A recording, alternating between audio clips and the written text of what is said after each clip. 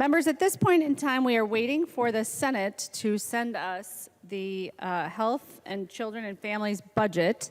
And in consultation with the minority leader, we have agreed to start discussion on the Conference Committee report of Senate file number 2995. The Conference Committee report is available online, and we have several hard copies here in the chamber. And we don't have the bill in front of us, so the clerk will not report the bill, but we will begin the discussion. I recognize the author of the bill, Representative Liebling, to explain the Conference Committee report. Madam Speaker and members, thank you for allowing us to begin the discussion of the bill, even though we're not actually in possession of it here in the House right now. Appreciate the minority's cooperation in that. So I am here to talk about the conference report on Senate File 2995, which is this year's Health and Human Services bill, and also contains the Children and Families budget. So Chair Pinto and I had our very separate bills combined. Actually, there are some parts that aren't that separate. There's some sort of overlapping, confused jurisdiction, but we got it all sorted out. And we're very pleased to be here today to talk with you about this combined budget bill, which is large, but actually not as large as some Health and Human Services bills have been in my experience. I would like to start then with the thank yous, which are always, I know, maybe not that interesting to people who are listening, but very important to us. And first of all, I would like to thank my Senate partner, Chair Wickland, and Chair Pinto, of course, for his partnership, my Vice Chair, Representative Bierman, and the other members of our conference committee as well, Representative Keeler and Representative Schumacher. We have amazing nonpartisan staff in this body who help us every step of the way, and I think it's so important to recognize them. We always do talk about them, but I want to say something a little bit special this time, and that is that we frequently ask our nonpartisan staff to do the impossible. We ask them to do the impossible. At the end of session, we ask them to work sometimes 24 hours or more in a row to get these bills processed. And this year is certainly no exception to that. And I must tell you, members, nobody should be asked to do that. Nobody. So I'm really not proud of us for that. And I'm really calling this out because we should not be doing it. And I hope in the future we can find ways to make this different. Because really no one should be asked to do it, but they do it and they don't complain about it. So or at least not much. So I would like to really thank our, on my side of the ledger at least, our fiscal staff, Joe Harney, and our nonpartisan House research, Randy Chun, Sarah Sunderman, Danielle Punelli, and Elizabeth Clarkfist, who did so much of the drafting on our side as well. And then I especially want to acknowledge the revisers staff, who have just worked so hard for us. And I hope I don't mispronounce the name, but Dean Trefts, Alex Willie, and Sandy Glass-Serrani are the ones that I'm aware of, and I know there are others as well. They are amazing, and we thank them for their work.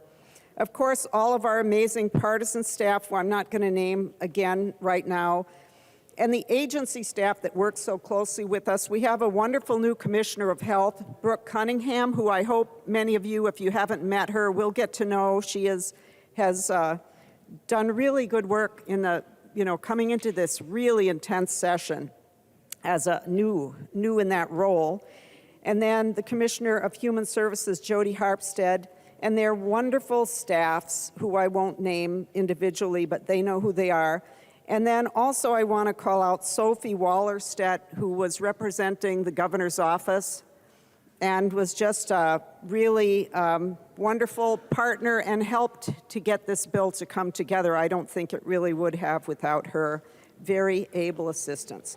So let me then move to the actual bill and just talk a little bit about what is behind this bill.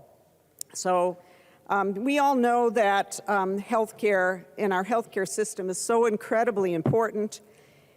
And many people would tell you that we have the best healthcare system in the world, and that may be true for some people. But the reality is still that for many people, healthcare is too expensive and may even be out of reach altogether. We have a very fractured healthcare system that does leave many people behind.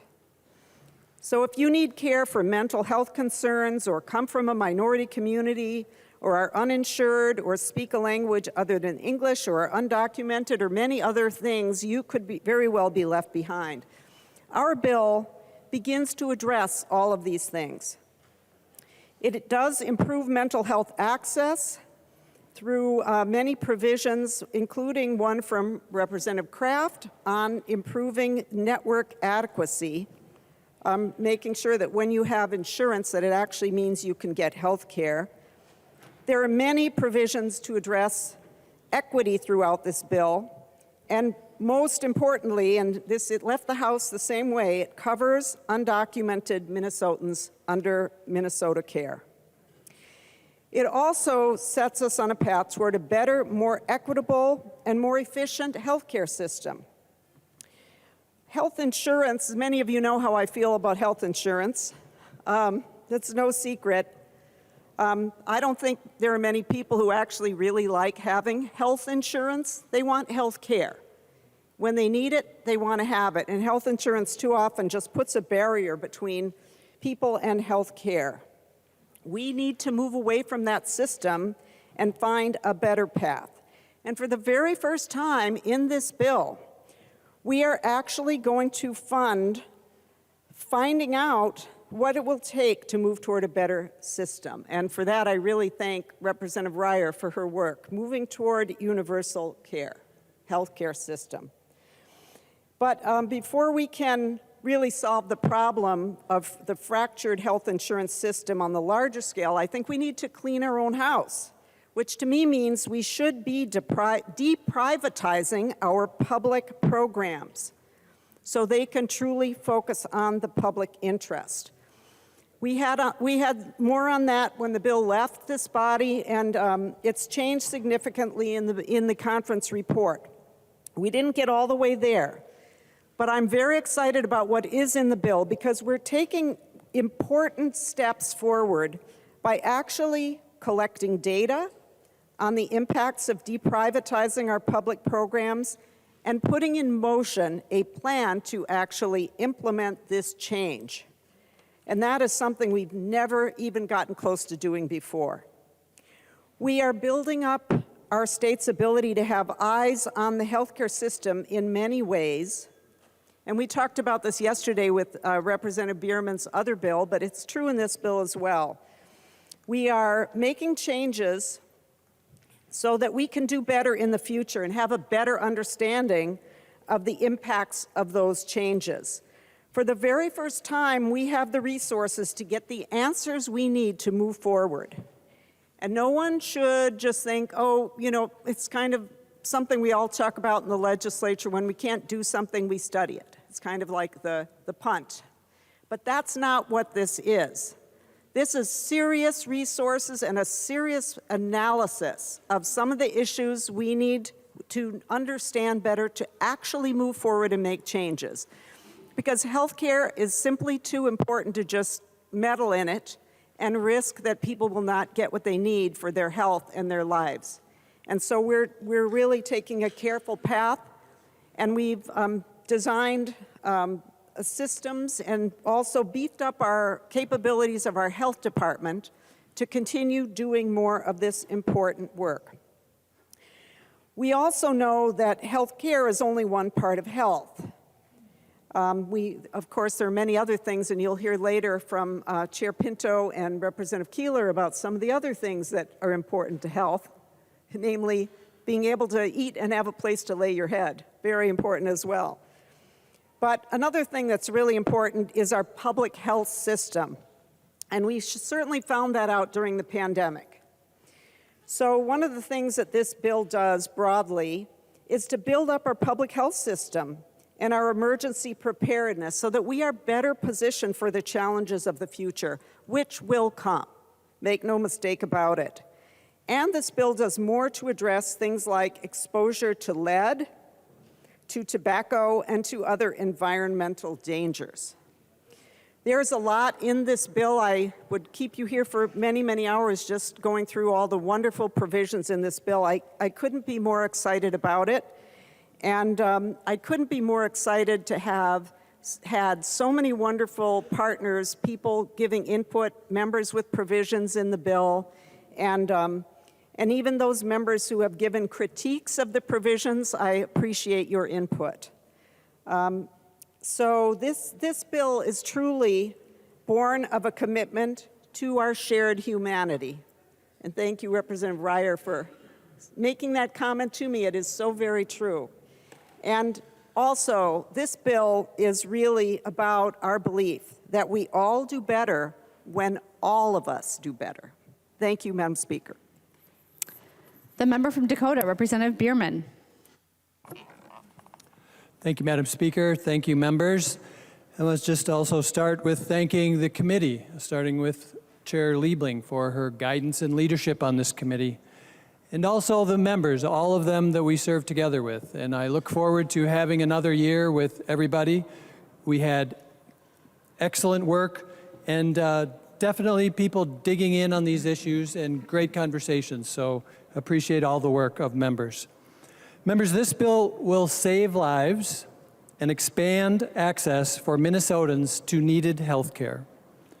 As former Commissioner Malcolm often pointed out, providing needed access to health care for Minnesotans saves money, saves time, and saves lives.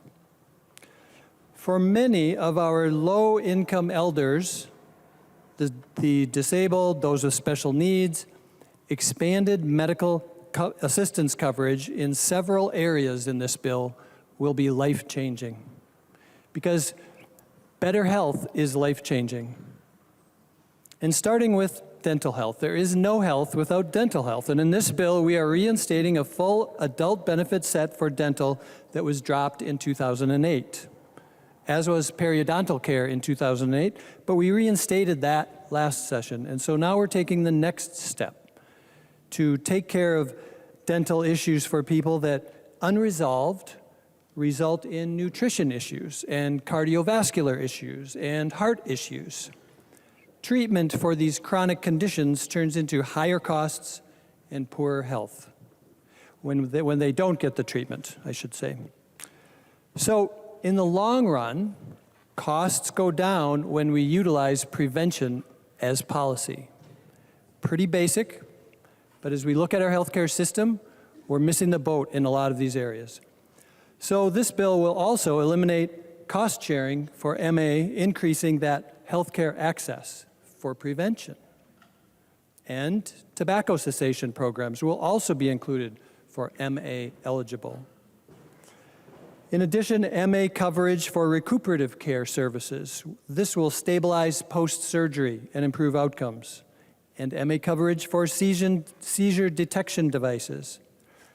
All of these issues, all of these needs that our MA folks need will be taken into account, and their outcomes will be better, and their chronic conditions will be less, and the costs will go down in the long term. So that's all a step forward. Another section of the bill addresses the growing mental health challenges we face.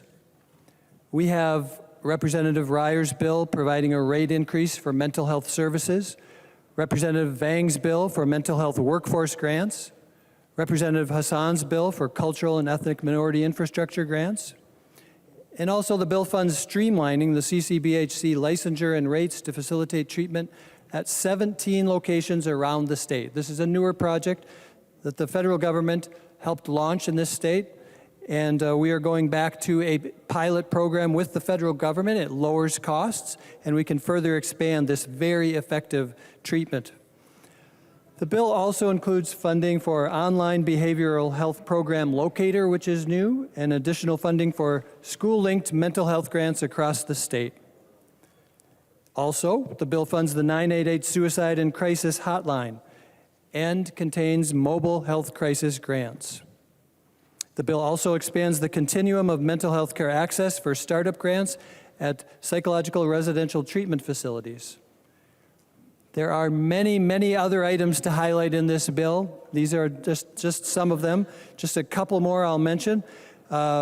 Providing grants for school-based health center guidance in our towns where these health centers attached or within or next to schools will help increase access for children and families in your local districts.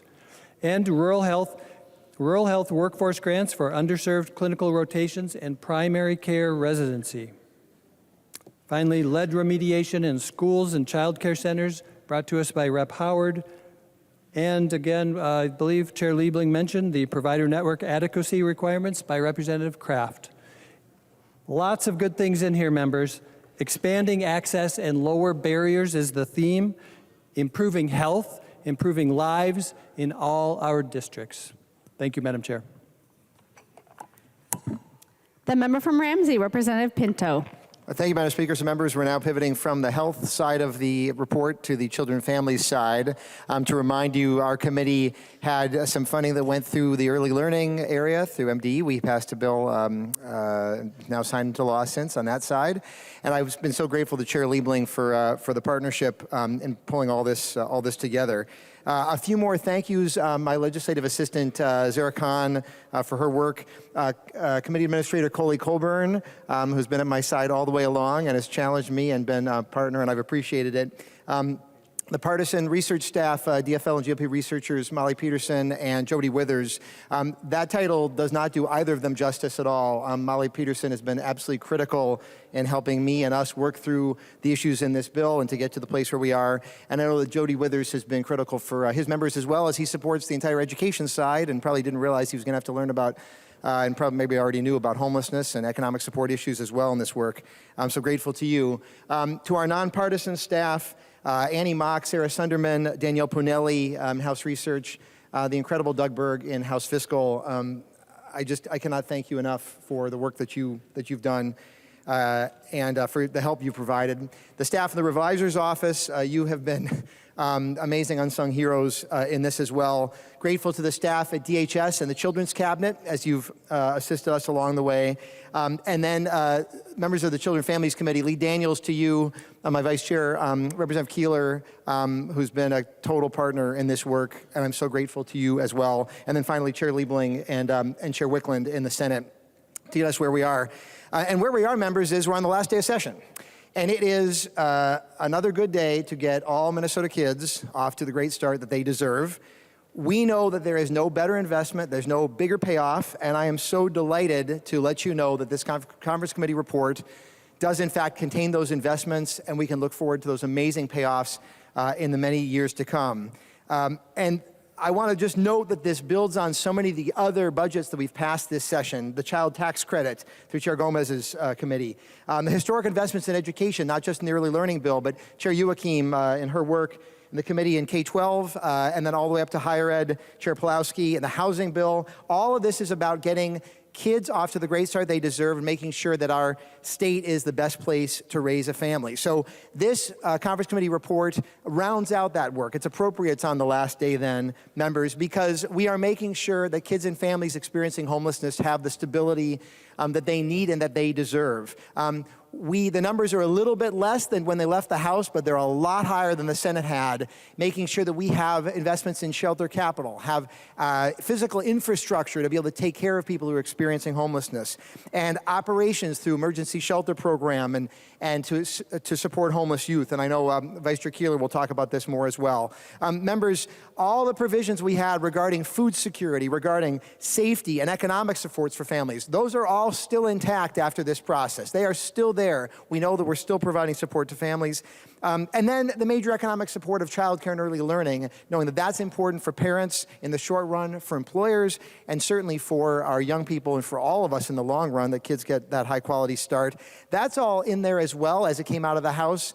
with one exception, that the monthly payments to try to lift the poverty level wages of the people who do this work, those amounts are significantly higher through this negotiation. And that means that that's something that we're going to have more stability in that sector and more recognition that that is a public good that in fact needs public support, just like early learning does higher up as well. And we have in this conference committee report the system reforms that left the House as well and are coming back just as they were, including the establishment of a state agency to focus our state's efforts on the thing that is of no higher importance than supporting kids and families. Members, you can be very proud of this report when you eventually get the chance to vote yes on it. I certainly am as well, and look forward to the discussion in the coming hours. Thank you, Madam Speaker. The member from Clay, Representative Keeler. Thank you, Madam Speaker and members. To continue the thanks, I want to thank you, Speaker, because the homelessness prevention conversation really started 3 years ago when we had a division in the House, and it allowed Chair Gomez and I to really dig into how does homelessness tie into all of these other tables, whether it's education, healthcare disparities, public safety, the list goes on. And we heard a lot of the stories, and we heard a lot from the advocates and the individuals who took it upon themselves to show up and have really painful conversations. And so in the work that we've been able to do as we look at what makes a healthy Minnesota and what creates a great start is really I and many of us continue to believe it's food and housing.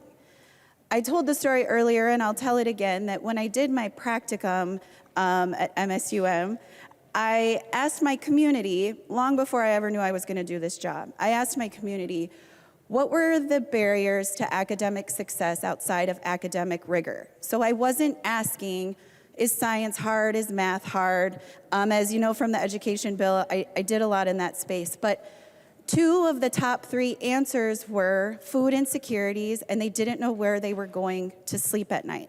Now, there's a lot of educators in here, teachers, principals, that we talk a lot about when our kids don't know where they're going to stay at night, there's no possible way that they can thrive in the best possible way. So what I'm really proud of in this bill is that we stood firm on the House position in a couple areas. As you remember, we all voted the Pathway Home Act bipartisanly off this floor, which created a stool of support to really invest in ending homelessness, particularly with our youth and our sexually exploited individuals. So we stood firm on that. We have historic investments to make sure that we don't just do one-time Band-Aid fixes, but we actually stop the bleed from greater Minnesota and invest in the things that we're doing here. We also bipartisanly passed off this floor $5 million worth of money to go out to food shelves because they were in the middle of a mass critical need, making sure that we could stick to our obligation to provide 2 days worth of food or 6 pounds to individuals seeking that. So this bill follows the House position and makes sure that we're putting money out into the communities to invest in the food insecurities that they have. Lastly, we also voted bipartisanly to enact the Minnesota Indian Family Preservation Act. So in this bill, what we did is we really stood firm on the House position to make sure that we fund our tribal nations as we continue to grow and build our ICWA infrastructure here in Minnesota. So thank you all for the work that all of you have done. Thank you for the advocates for continuing to show up relentlessly to help us understand what we should already know. And I continue to have hopefully a healthy conversation and that we vote green. Thank you. Messages from the Senate.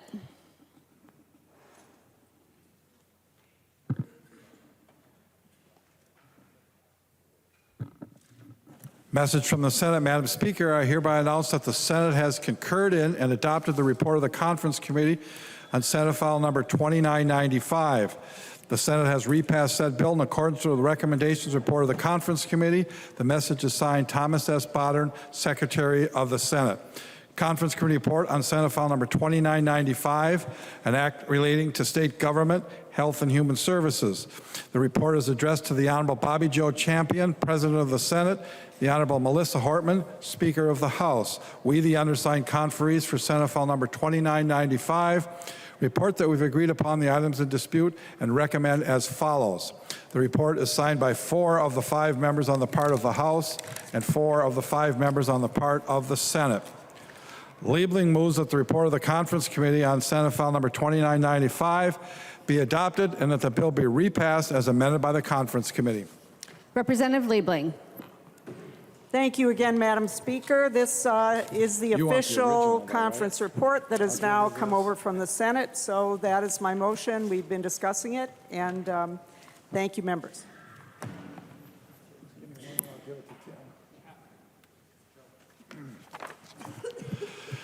Schumacher moves that the House refuse to adopt the report of the Conference Committee on Senate File Number 2995 and that the bill be returned to the Conference Committee. The member from Rock, Representative Schumacher, to your motion. Thank you, Madam Speaker and members.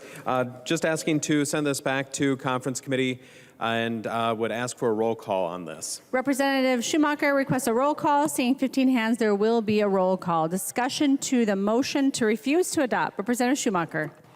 Thank you, Madam Speaker. Just requesting this. We didn't get a whole lot of time to review the bill that was in front of us. Didn't get the chance to get the feedback from the groups that are interested in this and hear some of their testimony from what was forward, trying to piece a lot of it together through text message and hallway conversations quick today, and just would have appreciated that. And so thank you for your consideration.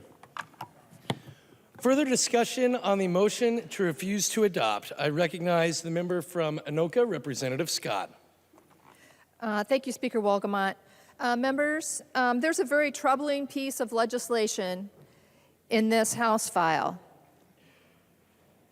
This would endanger our kids because what it does is when someone applies to work at a child care center or a licensed daycare, that person has to do a background check. And up until this bill, now this is a Senate provision, so it hasn't been heard in the House, but up until the provisions in this bill, that information has been made public so that the child care center or provider and the parents are required to know if a person gets a diversion or a variance. This eliminates that language. Members, this is really dangerous. As I've said before in this body, over and over again this session, we used to protect our kids in the state of Minnesota. Under this provision, they will not be protected. There's a whole list of currently disqualifying provisions by which a person can be disqualified to work in one of these centers, or if the commissioner under current law says, I'm going to give this person a diversion, that information will be made public. Not anymore. It's all going to be smoke screens. So your children at these child care centers can be vulnerable for a whole host of being in an environment where a person that is supposed to be disqualified, or if they're disqualified under current law, the parents and the child care centers now are required to inform them. That won't happen anymore. Members, this is a really, really dangerous provision in this bill. I'm super disappointed that this wasn't heard in the House, and I know things get tucked in from the Senate, from the House, that were never heard in either one or the other of either bodies. And sometimes we have provisions that come into these omnibus bills that were never heard at all, and we've got some of that in this bill too. But this is really dangerous, members. We need to send this back. We cannot adopt this conference committee report and put all of these children at risk. Please vote to send this back. Further discussion on the motion to refuse to adopt. I recognize the member from Hennepin, Representative Robbins. Thank you, Mr. Speaker, and I rise to concur with the motion not to adopt. This language is really troubling, and literally we found out about it just minutes ago. And I spent the last year with some of my colleagues in this body on a task force to look at how to deal with permanent disqualifications, 15-year disqualifications. We met monthly, sometimes twice a month. It was a really in-depth process, members. And that this language is in this bill. There was no hearing in the House. I don't know what process there was in the Senate, but But this is terrible language, members. Right now, how the process works is if someone is disqualified because of various felonies or misdemeanors, they can still apply for a job in childcare areas or other areas, foster care, adoption, in working with the disabled, vulnerable people, but they have to go through a process at DHS where they can apply for a set-aside or a variance. And if the commissioner and the team at DHS grants the set-aside, then they're allowed to work in these fields. But that data is public under current law, so that the employer, the child care agency in this sense, when they're doing a background check, they would know this person's background. Under this provision, we are explicitly turning this data from public data to private data. And we are saying it explicitly as it applies to child care centers, a family child care provider.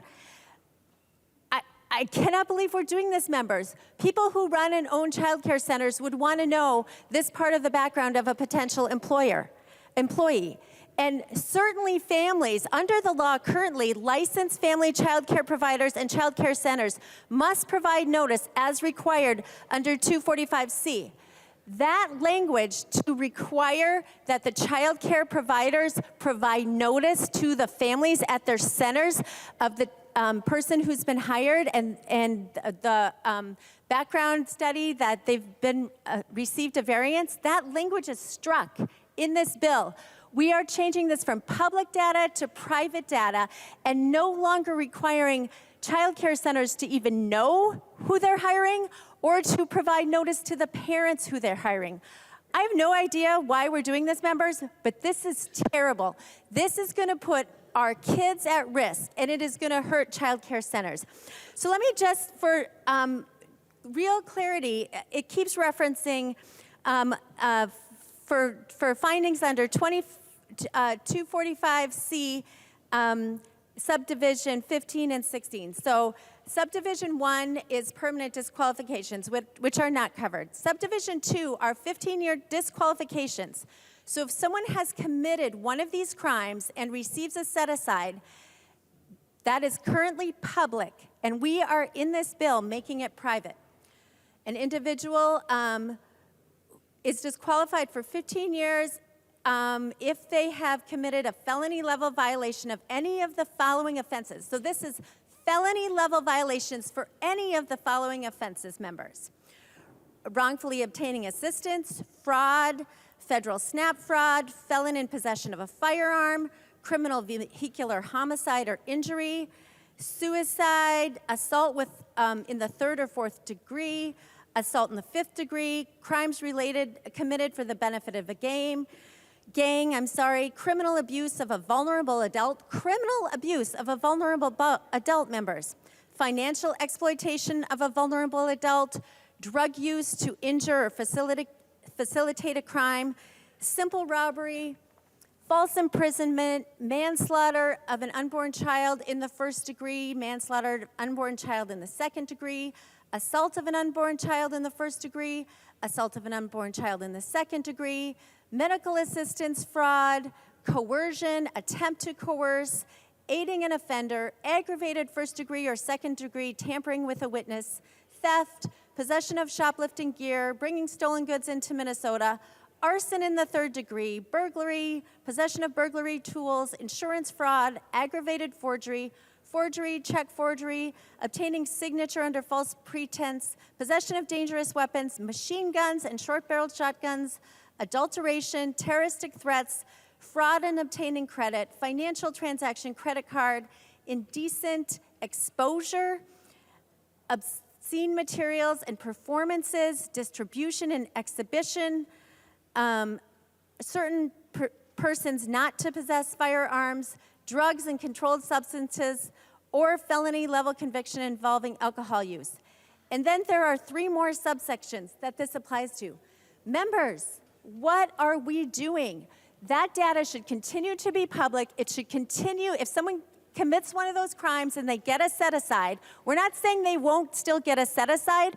We're saying that that data should be continue to be public. The reason for the commissioner's decision should continue to be public, and families should be notified, and child care agencies who are doing background checks on potential employees should be notified. It's the least common denominator providing safety in our child care system. Vote not to adopt this. Thank you. Further discussion on the motion to refuse to adopt. I recognize the member from Olmsted, Representative Liebling. Thank you, Mr. Speaker. And, you know, members, I'm sorry this is so upsetting to you. The reality is this is federal compliance. That's what the department is telling me. You know, well, you can shake your head, but I mean, when the department says that they have to change something in the statutes to comply with federal law, which actually does happen quite a bit, usually that's what we end up doing, and so that's what we're doing here in the bill. Thank you. Further discussion on the motion to refuse to adopt. I recognize the member from Chisago, Representative New Brindley. Thank you, Mr. Speaker. Would Representative Liebling yield for a question? Representative Liebling will yield for a question. Representative New Brindley. Thank you, Mr. Speaker. Representative Liebling, I appreciate what you just said, that we've been told that this is to comply with federal law. I'm hoping you can help us understand what federal law we need to comply with, that we need to make these changes for in state law. I recognize the member from Olmsted, Representative Liebling. Thank you, Mr. Speaker. Well, I'm sorry I can't do that. I'm not an expert on this, but I have to take the department's word for it. And if you have reason to believe they're not giving accurate information, you know, we'll have to fix it. But I don't think we have that. Representative New Brindley. Thank you, Mr. Speaker. Frankly, if I were the chair of a committee and I was going to choose to change state law in a way that will put children in danger, I think I would want those answers before I did that. I think if I was being told that I had to change something to comply with federal law, I would make darn sure I knew what that was before I made these changes. Representative Robbins went over a number of the problems, and I'll just be honest, as I read this, and I understand that this was in the Senate language, this came out of the Senate, this did not come out of the House. We certainly never heard this in any House committees, so this is legitimately the first time we have ever seen this language. There were not conference committees held throughout this process for health. There was a conference committee held at the very beginning of the process, I understand, and there was a conference committee held, was it just this very morning? I think just this very morning there was a conference committee held as pretense, right, to get it out the door. So this was never discussed openly and transparently. House members have never had a chance to see this until this very moment. And I understand that actually we have a child care crisis in the state of Minnesota. But these changes seem like a very odd way to deal with our child care crisis. To not just allow people convicted of these crimes to work in child care centers, but to not allow anybody to know about it. Frankly, if we were going to say, hey, people who have been convicted of these crimes can now work in a child care center, but the owners are going to know about it, the operators are going to know about it, the parents are going to know about it, the commissioner's going to know about it. Frankly, while that still makes me incredibly uncomfortable, you can at least understand there are some safeguards in place for children. But that's not what we're doing here, and so we have made this motion to refuse to adopt so this can go back to committee and be fixed. Because this absolutely must be fixed. So under this new language, we are now saying that for any disqualifying characteristic, and if anybody wants to follow along, we're on page 360,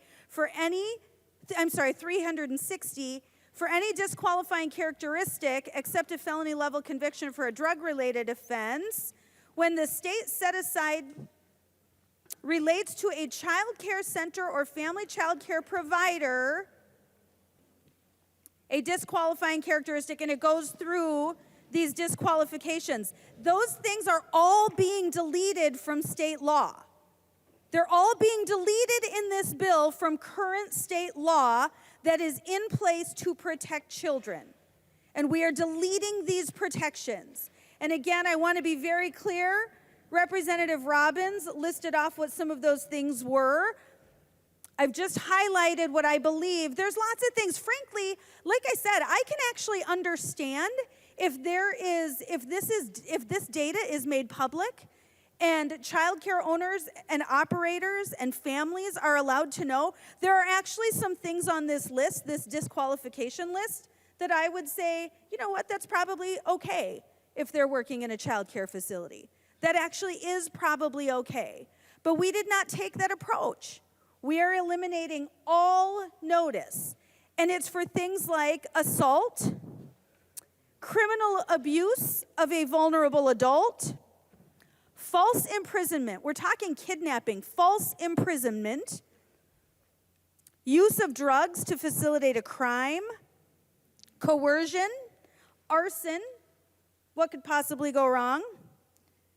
Dangerous weapons, machine guns and short-barreled shotguns, rioting, terroristic threats.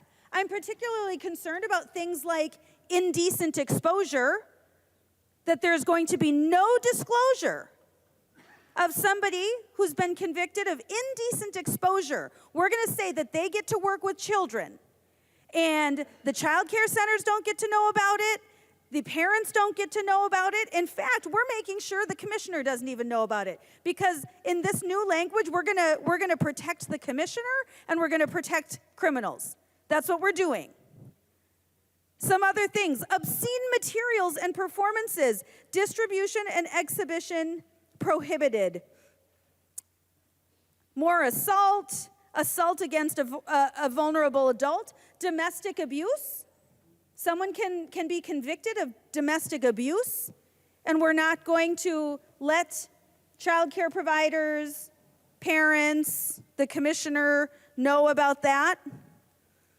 Criminal abuse of a vulnerable adult, mistreatment of persons confined.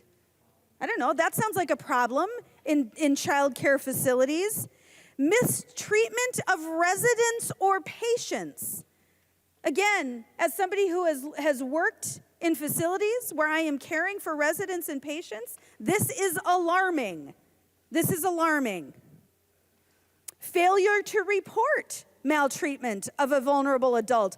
Abduction. We're literally talking about kidnapping, but our child care providers, parents, even the commissioner, they don't get to know about this. If somebody has been convicted of abduction, literally kidnapping, neglect or endangerment of a child is on this list.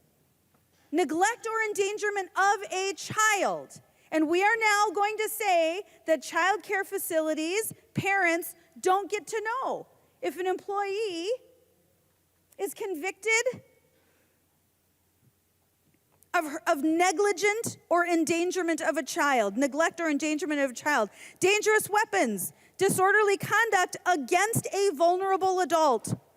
Again, indecent exposure, harassment, obscene materials and performances. What could possibly go wrong in a child care center? Harmful materials, dissemination and display to minors. This is alarming, folks, and I get it. Things move very fast at this end of session, but I think we've already got an agreement to make sure that we've got sort of an orderly wrap up of the day today. So we've got a lot of hours left. We've got, 10 hours left? That this can go back to committee. This is a very quick fix to pull this out. This is a very quick fix to pull this out. But folks, this has to be fixed. We cannot move forward with this bill with this language in it. This must be fixed. We've got about 10 hours. There is already a commitment from our caucus, from our side of the aisle, to make sure things get done in an orderly way today. So let's do that. Let's send this back quickly. We can show you exactly where the lines are that need to be fixed, and we can get it done. We can get it done, and we can still get this bill off the floor today. I would recommend, folks, that we do that. No one in this chamber wants to vote for this bill with this language in it. No one.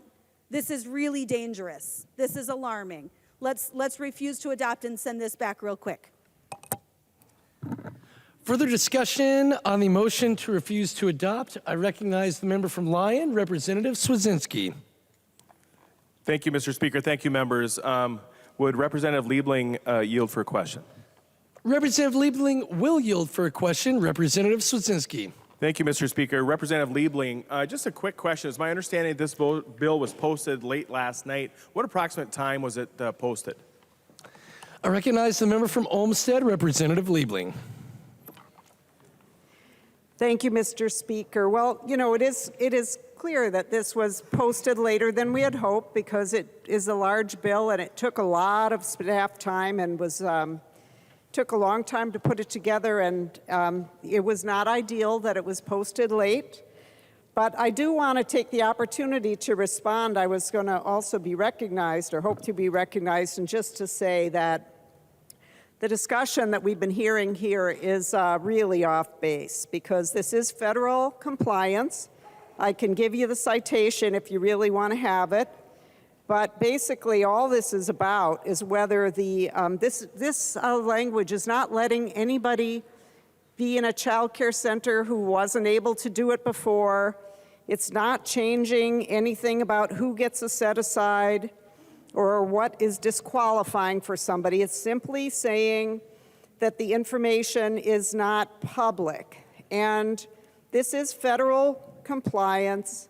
I know it's fun to stand and read a list of bad offenses and be really outraged about it, but this is federal compliance, and it just says, I was given a little bit of the law that I could give you the citation. It says, no state shall publicly release or share results of individual checks. So, you know, this is just about somebody who's had a set aside, and so the people who need to know. Point of order, know, Mr. Speaker.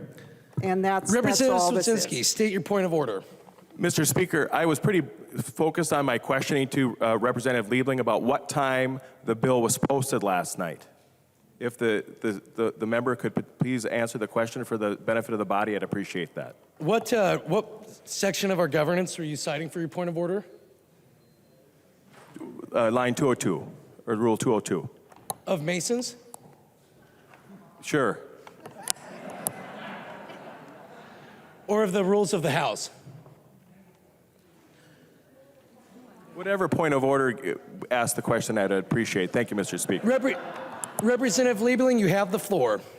Thank you, Mr. Speaker, and thank you, Representative. And I've never heard of a rule that says that you have to exactly and only answer a question that's asked. I think when you ask me a question, you're giving me the floor. Thank you.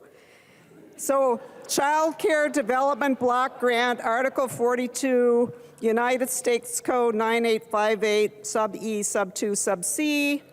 So, yeah, it's, you know, just because somebody sounds outraged doesn't mean there's something outrageous going on. Thank you. Representative Swedzinski. Thank you, Mr. Speaker. I had a little difficult time hearing. Could Representative Liebling repeat that citation again? Thank you. Yes, Mr. Speaker, would Representative Liebling yield for a question?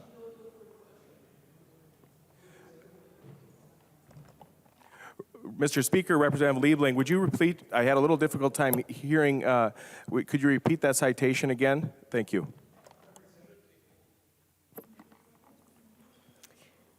Thank you, Mr. Speaker. So it's from the Child Care Development Block Grant, Article 42, United States Code 9858, sub E, sub 2, sub C.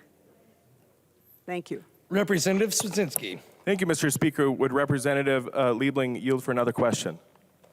Representative Liebling will yield for another question. She will yield. Representative Swedzinski. Thank you, Mr. Speaker. Representative Liebling, the question I asked you before was what time was the bill posted last night? I recognize the member from Olmsted, Representative Liebling. Thank you, Mr. Speaker. I'm not sure of the exact time. I think that's available. An email went out right when it was posted, and I think it's in your email inbox.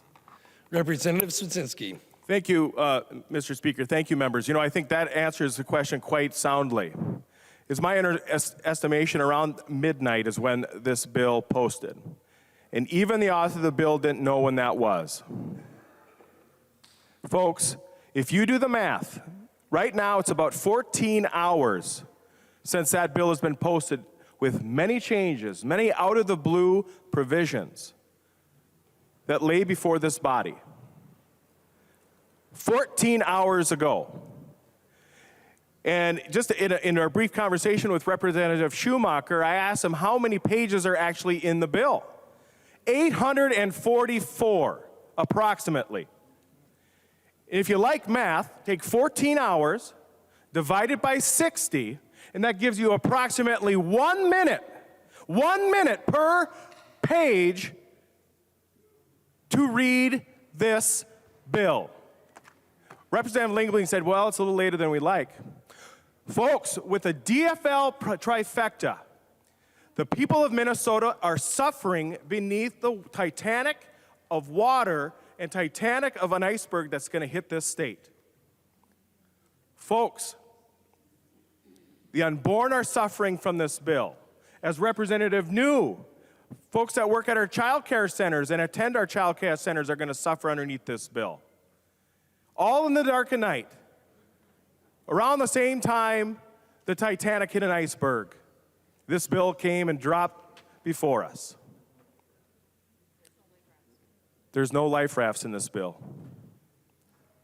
Folks, we have an opportunity to do what's right, vote with Representative Schumacher, send this bill back so that folks can see the icebergs that are coming.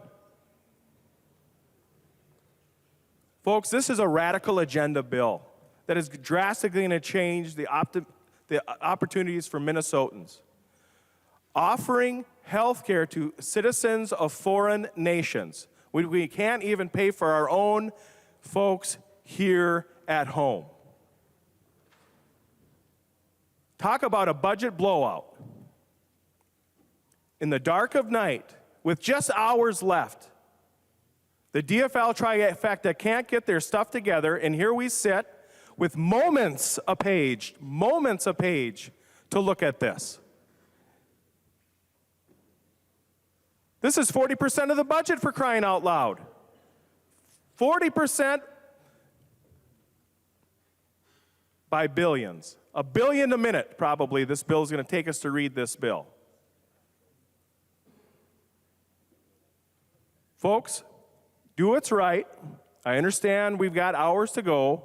Put this bill back so that we can fix the problems that this bill is creating for Minnesotans, our hospitals, the unborn.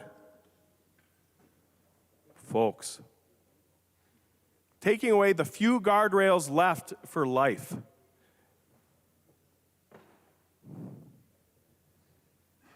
Vote with Schumacher. Send this thing back. I will remind the body that under Mason's section 240.1, paragraph B, that a member wishing to rise to a point of order must state the point citing the authority that they have risen to a point of order. Further discussion on the motion to refuse to adopt, I recognize the member from Anoka, Representative Scott. Thank you, Mr. Speaker. Would Representative Robbins yield to a question? Representative Robbins will yield to a question. Representative Scott. Thank you, Speaker Wolgamott. Representative Robbins, I know that you mentioned that you've been part of this task force. Could you tell us more about that? And in this task force, has it ever been made known to the people in the task force that there's some federal compliance around this particular issue? I recognize the member from Hennepin, Representative Robbins. Thank you, Mr. Speaker. Thank you, Representative Scott. No, in all the meetings we had, requirement for federal compliance was not brought up, nor was there a bill introduced that I was aware of from the recommendations of the task force. Representative Scott. Thank you, Mr. Speaker. Well, there you have it, folks. Someone that's on the task force centered around this very issue. This is the first time she's hearing that this is a federal compliance issue. Members, I'm going to go out on a limb here and say there are plenty of things that this body decides and that are on the statute books where we don't comply with federal law. And in fact, there's a provision that says that we as a state body can have a more restrictive law than the federal law. Members, this is more restrictive for a reason. Sunshine. Sunshine to the parents, sunshine to the businesses. Now, can you imagine being a child care provider and you've hired one of these people, you don't know anything about them, and they harm a child in some way? Now, according to this, you probably may not be held liable, but do you really think the other parents are going to want to continue to bring their children to your facility knowing this? I doubt it. Members of the public, I want you to know that if you put your children in child care after this, be aware. Be aware. Because some of the people that are supposedly working in that environment have not been well vetted. And they may have a criminal past that you are not aware of that could put your child in danger. Members, refuse to adopt this horrible bill. This is just one of the many provisions that are bad. Thank you. I recognize the member from Ramsey, Representative Pinto. Thank you, Mr. Speaker. Members, I don't have to speculate about what a child care provider might be thinking, because actually we received a text message from one who's watching this debate and who says that those opposing this, quote, have it all wrong. This person says, and before I read that, actually, I should just note, there's no change in this to who needs a background study. There's no change to this to what offenses are disqualifying. There's no change in this to the circumstances where a set-aside or a variance might be made. That's what this is about, by the way, is that if there's, in fact, a circumstance where there might otherwise be a disqualification. In some circumstances, under current law, no change in this bill at all, what we're talking about here, the commissioner can set aside or give a variance to say, hey, we're going to still allow this person to work. In those circumstances, what this does is say, hey, that the data is private at that point, and what the person, what this child care provider is noting is that we don't currently get to know why the person is disqualified. We only get a letter saying they are disqualified. They aren't saying we allow these people, they're saying we don't get to know, and that's for their protection. That's what's happening currently, and presumably the reason that's happening currently is because that is in fact federal law, and what this is doing is catching up our state statutes to federal law. Chair Liebling read the site before of the particular provision, but actually you probably want to go a little bit higher in that 42 USC 9838, because that whole paragraph E is about background check results and appeals, talking about the state conducting a background check. The state has to provide the results of the background check to the provider that indicates whether the staff member is allowed to work or not. But it is very clear that the state is, no state shall publicly release or share the results of the background check. So that is something that is required by the feds. This is a federally funded program. And the thing is, apparently, from this provider, that's how things work right now. What the provider is told is either this person is allowed to work for you or is not. And there's not the other details. That's current law. What this statute is doing is catching up. I do want to point out, of course, there's nothing to prevent the provider from conducting their own background check if they want to. That's a separate matter. But this is how the law currently works. It doesn't make any changes about who's disqualified. And let's face it, if you're a commissioner, boy, you're going to be really, really leery of providing a set-aside for some of the offenses that were listed in that list, because the commissioner is going to be on the hook at that point. If somebody who has some troubling criminal past is working for a provider, that suddenly the commissioner is going to be on the hook for having made that set aside. But anyway, all that is current law. This is how that works currently. We're catching up to making sure that our statutes reflect how that's supposed to work. And so, members, I think we should move on to another portion of this bill. Thank you. I recognize the member from Anoka, Representative Niska. Thank you, Mr. Speaker, and I was wondering if Chair Pinto will yield for a question. He will yield, Representative Niska. Thank you, Mr. Speaker, and Representative Pinto, or Chair Pinto, is Minnesota currently receiving block grants under the 2014 block grant law? I recognize the member from Ramsey, Representative Pinto. Thank you, Mr. Speaker. Representative Niska, I don't know that we're receiving from the 2014 block grant. There is a series of federal block grants and so Minnesota does receive some funding on that. I should probably have noted before that this provision was on the health side of the bill, so I wasn't as familiar with it, more in Chair Liebling's area, but because it relates to child care, I've been looking into it a bit and I'm able to provide the information that I just did. Thank you. Representative Niska. Thank you, Mr. Speaker, and would Chair Liebling yield for a question? Representative Liebling will yield to a question. Representative Niska. Thank you, Mr. Speaker and Chair Liebling. Same question to you. The language we're asking about, or we're talking about, is from a 2014 federal block grant program that says what conditions the state needs to comply with in order to receive those block grants. And my question is Minnesota currently receiving block grants under that program? I recognize the member from Olmsted, Representative Liebling.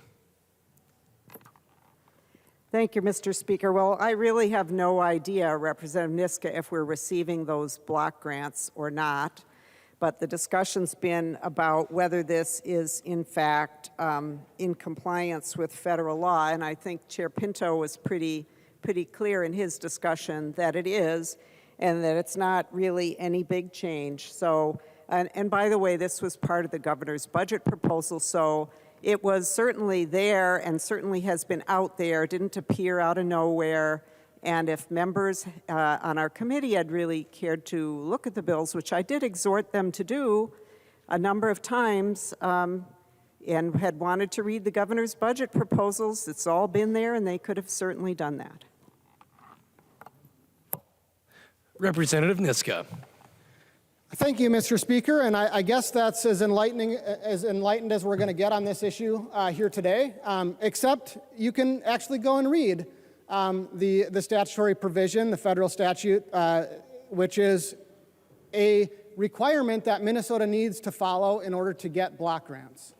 So either we are receiving federal block grants right now, which means the federal government has not pulled them and does not think that our current statute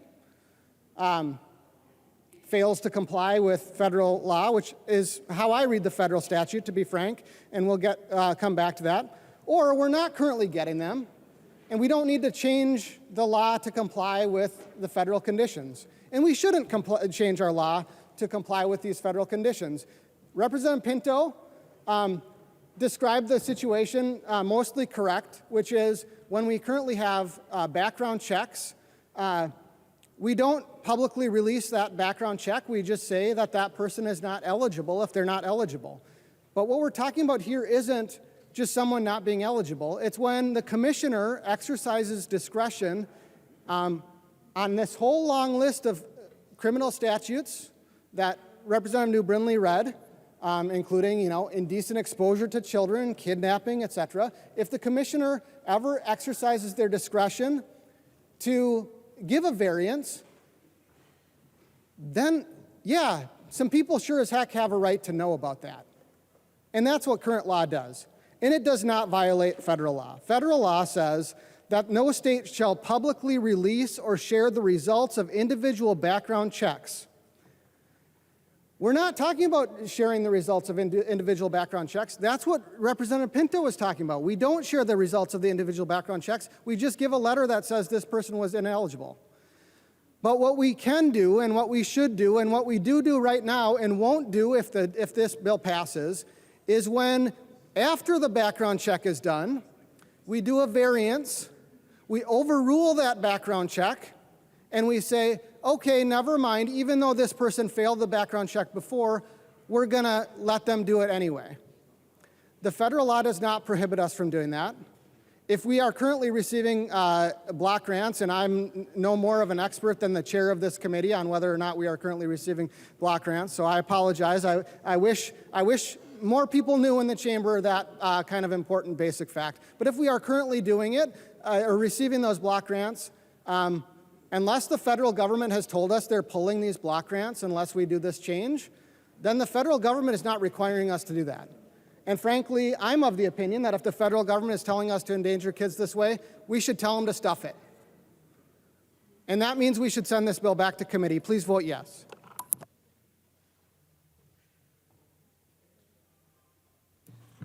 Further discussion on the motion to refuse to adopt the Conference Committee report for Senate File 2995. I recognize the member from Wright, Representative Hudson. Thank you, Mr. Speaker. I'll be brief. I just want to point out that I think that this type of process is what severely erodes public confidence in this institution. We've had it said here on the House floor today that this language was inserted into this conference committee report because a department told us so. A government department, not an elected official, not a member of the public, but a state agency. And the rationale provided was we need to comply with federal law. And so we just say, okay, rubber stamp and move forward without questioning what the impact of that language is going to be. And it's very odd to make that choice in the wake of passing a bill just recently off this floor that legalized marijuana. You realize marijuana is still illegal federally? Federal compliance doesn't seem to be a thing that is a particularly high priority. And so the idea that when it comes to the minutia of what's taking place in our health bills and our child care bills, that when a department says we need to comply with federal law, we're just going to say, okay, and rubber stamp it without looking into it, without understanding it, without knowing what we're doing. It raises the rational question of who is governing this state? Is it us? Or is it them? I stand in support of this motion. The member from Candy, Ohio, Representative Baker. Thank you, Madam Speaker. Just a quick question. I wanted to sort of dovetail a little bit on what Representative Hudson was just saying and others earlier about the background checks. I'm not going to get hung up on it, but Representative Pinto, when you were saying you're following federal compliance, I understand that. Nothing is changing, except we're not telling the public any longer. That's a big deal. And as I have learned this way around here over the last 9 years, is that you fight hard for things you believe in. And what I hope you did with this conference committee, through yourself or Representative Liebling, is that you fought hard to. So why would we want this to happen? I have worked alongside Representative Edelson on the reasons to modify and update the background studies and how poorly run this is now. We have to make changes, and thank you, Representative Edelson, for the work you've done on this. But this is about the kids now. This is about children and the people that we have watching our kids, and now we're just saying that not having it on a public awareness, a public site where we could check on this thing is not going to happen because the feds are telling us it's just not going to happen. I don't know what we did to fight hard for that. I'm not going to spend a lot of time on that, but I'm just saying right now, this is wrong. We should have fought. This just because the Fed said it's how they should do this doesn't make it right. We know better than this. And so I think that's something that we can do better. But my question actually, Madam Speaker, and I think I will ask the Chair, Liebling, to yield to a question if she would, please. She will yield. Representative Baker. Representative Liebling, thank you for the work. I guess there was one bill that I had heard this year that I was actually quite intrigued with. Representative Ryer carried the bill on the Rare Disease Advisory Council. It moved me enough. I signed on the bill. I wasn't signing on a lot of bills this year as a co-author. It came out of the Senate, came out of the governor's budget as fully funding in the $1.2 million request. There's a lot of people with eyes on this thing because they want to grow and understand this need to get children and folks help sooner than later, because when you find out what's going on with a child with a rare disease, time is everything. But Chair Liebling, the bill came back half of what it was, and I just want to ask you the question, what happened to that important provision that was supported wholeheartedly by everybody else, the governor and the Senate office and Senate side? Can you just help me understand what happened to that funding in this important area? Representative Liebling. Thank you, Madam Speaker. Well, Representative Baker, the Senate can't win everything. I don't think we heard that bill, and it was funded at the base level. This was, my understanding, this was kind of the organization in the last budget cycle came over and was part of the state, I think under the Council for Disabilities, and for the very first time. and came in and asked for base funding, which we did provide, and they wanted additional funding, which they didn't get. I mean, there are a lot of things in this bill, and the Senate brought that in. We did not hear it, and it was just something that was left to maybe look at again next year. Representative Baker. And thank you. I had, again, hearing the bill with Representative Ryer, I assumed that was part of this bill. I thought it was in the House language. I still think it is. I'm going to double check on that. But again, just for members, this Rare Disease Advisory Council is important. It's something that we need to find ways of getting to them sooner. I would have assumed that, again, working through the sames and similars, it would have matched up pretty nicely. I will recheck that. But again, my notes show that it was part of everybody's agreement early on, and I just want to keep it on the radar then, Representative Liebling, for next year. I hope that we can do better. This is an important one, so I appreciate your time. Thank you. Any further discussion on the motion to refuse to adopt? Seeing none, the clerk will take the roll on the motion.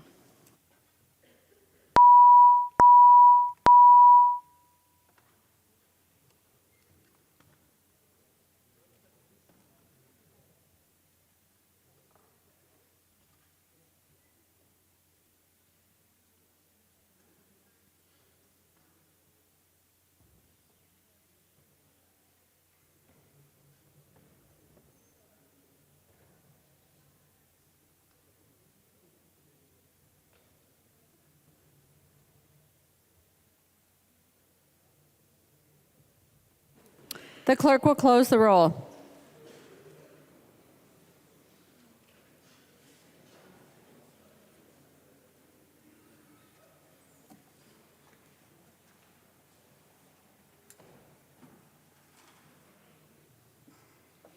There being 63 ayes and 69 nays, the motion does not prevail. We return to the motion to adopt. Discussion. The member from Traverse, Representative Backer, on the motion to adopt. Madam Speaker, I want to speak to the third reading. Any further discussion on the motion to adopt the conference committee report? Seeing none, all those in favor, please say aye. Aye. Those opposed, please say no. No. The motion prevails. The clerk will give the bill its third reading as amended by conference. Third reading, Senate File Number 2995, as amended by conference. Third reading as amended by conference. Discussion to the conference committee report. The member from Traverse, Representative Backer. Thank you, Madam Speaker and members. A couple things. First of all, to the chair, I do appreciate of keeping the EMS provision in the bill. That is the one thing that I do like. It allows, just to let members know, it allows rural, especially rural ambulances, to work with ambulances next to them. So if we can't cover a shift, law used to be up for 12 hours. Now we can go 24 hours. So thank you, Chair, for keeping that in. I do appreciate that. Couple things that concerns me, though, that what we're seeing in the rest of this bill, we are seeing extremely concerning, especially, first of all, we see a 65% increase in MDH, where if we look at it, this bill does not provide funding for hospitals, rebasing, and critical access hospitals. So for a lot of us members on this side of the aisle and some on that side of the aisle, this is quite concerning. My ambulance, we actually deliver patients, not deliver, that's not the right words, excuse me. We take the patients to Wheaton, Graceville, and Nortonville. And those hospitals, and then one into South Dakota, Sisseton. And those hospitals right now are not flush with money. They are not flush with money. When you have these hospitals that are operating on 1 or 2%, and quite a few of the hospitals are not even are running in the red, I'm very concerned because it puts not just a financial burden. You know, we can talk about finance, but I'm here to talk about life. Because when people dial 911 in my volunteer profession, They're not dialing to see me at 2 in the morning because I don't look very good at 2 in the morning. My twin brother looks a lot better at 2 in the morning. But on the serious note, they are dialing me to help them in a life situation, difficult. We've had, since I've been here, I have been able to use my skills since 2015 9 times for 1 staff member, 7 reps, and 1 governor, and so forth. Because people are concerned about their lives, rightfully so. And when we don't fund our critical access hospitals with rebasing and other things, it affects the care that we give to so many members, not just on this side of the aisle, but one of the things we heard a couple of times is we do have a lot of the Metro folks, which we welcome them, every weekend comes to greater Minnesota to enjoy the lakes. And we hear this, we heard this through the environment bill and through other bills. When they dial 911, they expect, if it's police, they expect fire, or mostly they're asking for an ambulance. So that's quite concerning, very, very concerning. Along with that, it really destroys the individual market. When I was campaigning in 2014, door knocking in Douglas County, now Representative Murphy's district, in Grant County, I remember that was the 2nd week in October or 3rd week in October. When I was out in Mold Township and Brandon Township, these people, individuals who have sole proprietorship, entrepreneurs, 1-person show, they were ticked when I got to the door. They were very upset that their premiums went up. They're going to be even more upset by going into no individual market. Now, I do respect our chair, but I do respectfully greatly disagree with her getting private, because public doesn't do everything right, and public doesn't deliver health care correctly all the time. I've been in private operated hospitals, hospitals operated private, and hospitals operated by public. And there is a difference. Now, I'm not saying public hospitals are staffed by bad people, but there is a difference when your name is on the line. And so I respectfully disagree with our chair. I know at first it funds a study, but as we know, when we fund studies, then it can lead into other things that we are very, very concerned. That's something that it's extreme. The other thing that concerns me as I am called, when they dial me 911, they expect me to do everything humanly possible to save a life. We just had a situation here a couple days ago where we had a member choking. When I walked into that back room, I saw the faces of many people. Quite frankly, people were scared. I've been on that many times when there's a life and death situation, and frankly, I did not have to do any of my skills. I'm thankful for that.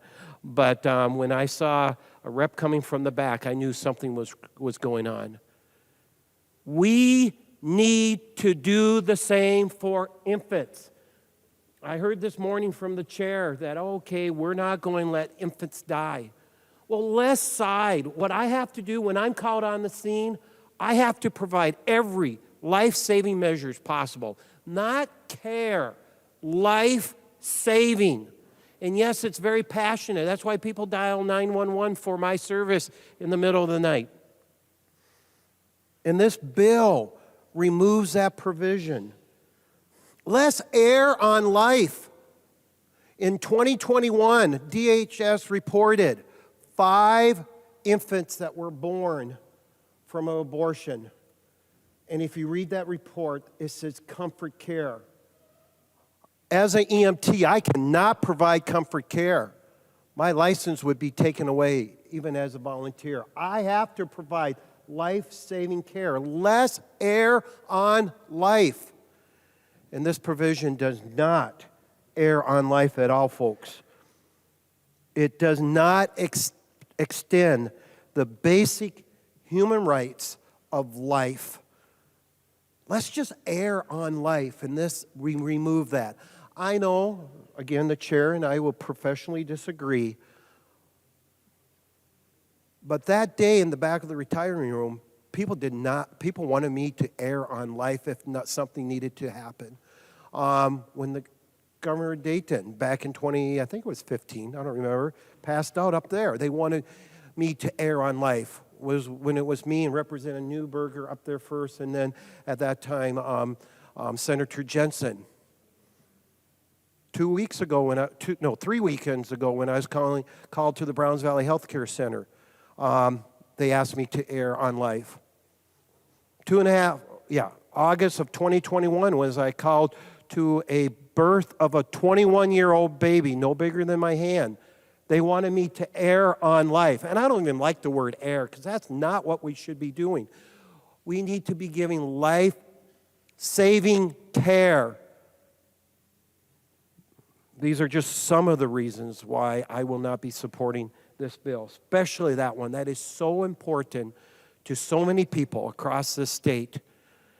Polls show that people, Minnesotans, want to support life. Vote no, members. Thank you. The member from Dakota, Representative Hewitt. Thank you, Madam Speaker, and I want to really thank Chair Liebling and her team. This is the most historic investment we have made in EMS. This is going to do leaps and bounds on where we were. We still have a long way to go. But let me tell you a couple things that are really important. Our medical control centers, both at our major safety net hospitals, that's a place when you are out of options in the field, you call into and you say, Doc, I am lost. What do I do next? And that goes throughout the whole state. Chair Liebling not even she put it in her bill, but she made it last. This is now in the base. We've been fighting for years to get this in the base. The other part that's in the base, when we were just recently talking about Representative Baker's bill about the, I'm drawing a blank here, but rare diseases. The rare diseases, this was my whole career. In fact, Jeff, it was so interesting you brought up this, but at the end of my career, I helped deliver over 3,000 neonatal babies to the Twin City area. That was my job. I went out and got those kids and brought them back. But most of them had rare diseases. EMS is being trained by that. And again, the money that Chair Liebling put in her bill to fund our regions, and all of you know what the regions are. If you don't, you need to go talk to your region experts. These are the people that train EMS within the regions about rare diseases. There's money in the bill, and there's money to continue to fund that, because every year we got to go back and get more. Chair Liebling saw that as something we need to continue. And let's talk about the shortage of EMTs and paramedics throughout our state. The educational needs are being met, again, in Chair Liebling's bill, as well as Chair Poslowski's bill, as well as Chair Yukim's bill. In fact, tomorrow at Morris High School, they will be graduating 20 new EMTs because of what we did last year, but now it's going to continue because of Chair Yukim's bill. We're getting there, folks. EMS is on the right direction. We have more work to do. We're going to be doing some work in the interim. But I want to thank you so, from the bottom of my heart, Minnesota will be a safer place this summer because of what you did in this bill. Thank you, Chair Liebling. The member from Olmsted, Representative Quam.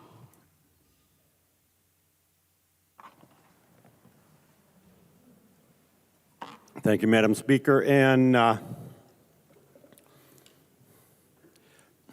this is a large bill. There are going to be some good things and bad things. Looking at the bill as a whole, and the many years I've been on these committees,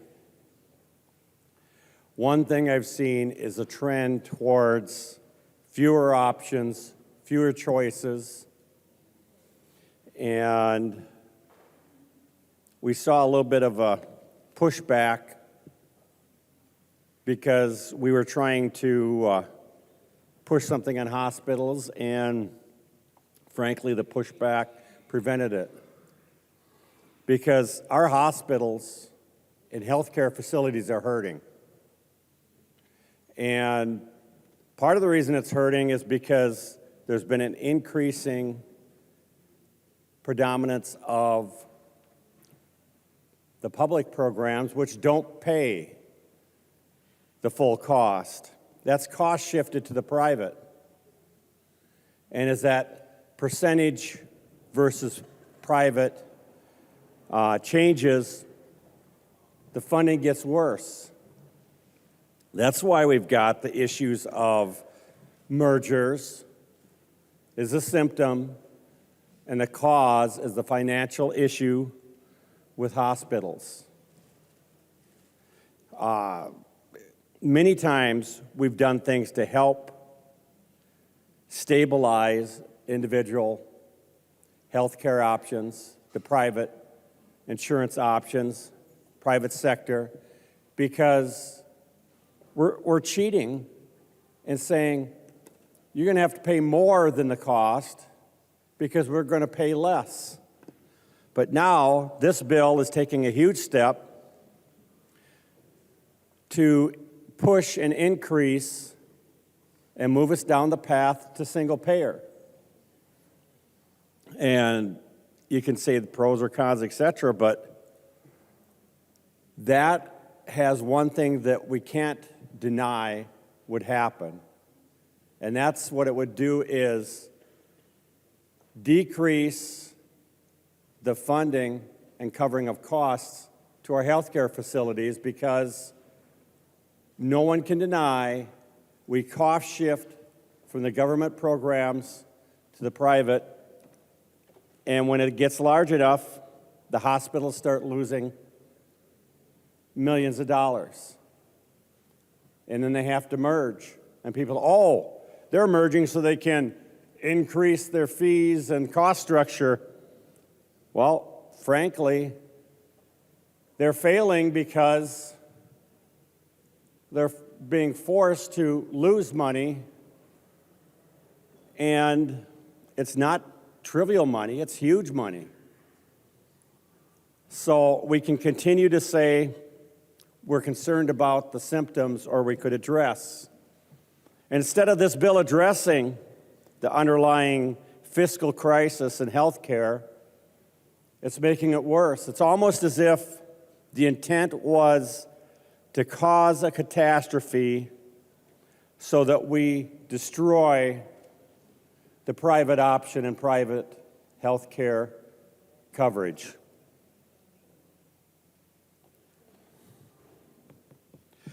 Another thing that this bill has is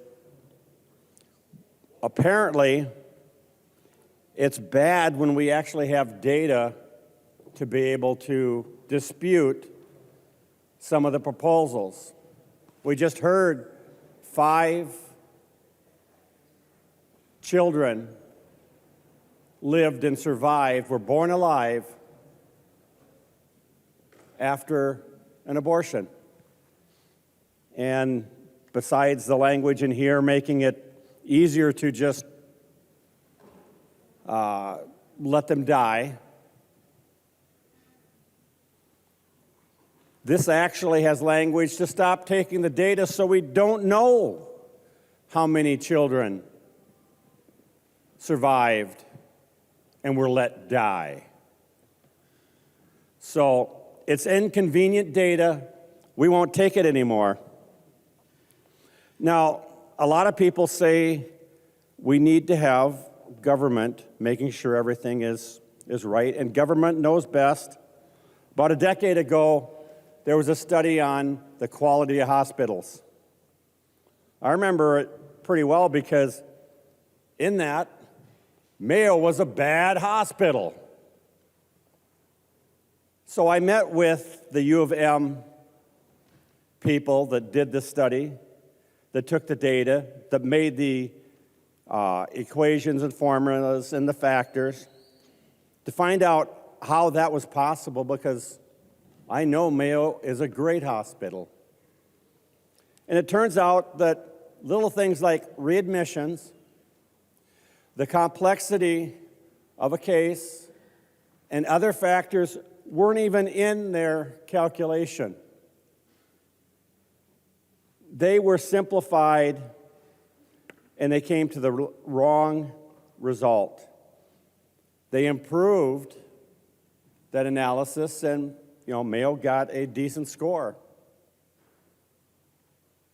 But it tells me that the U of M and our bureaucracy isn't omnipotent in making the right choice. In fact, it's not the only time where they made the wrong choice, made assumptions, and it was obviously wrong in this case.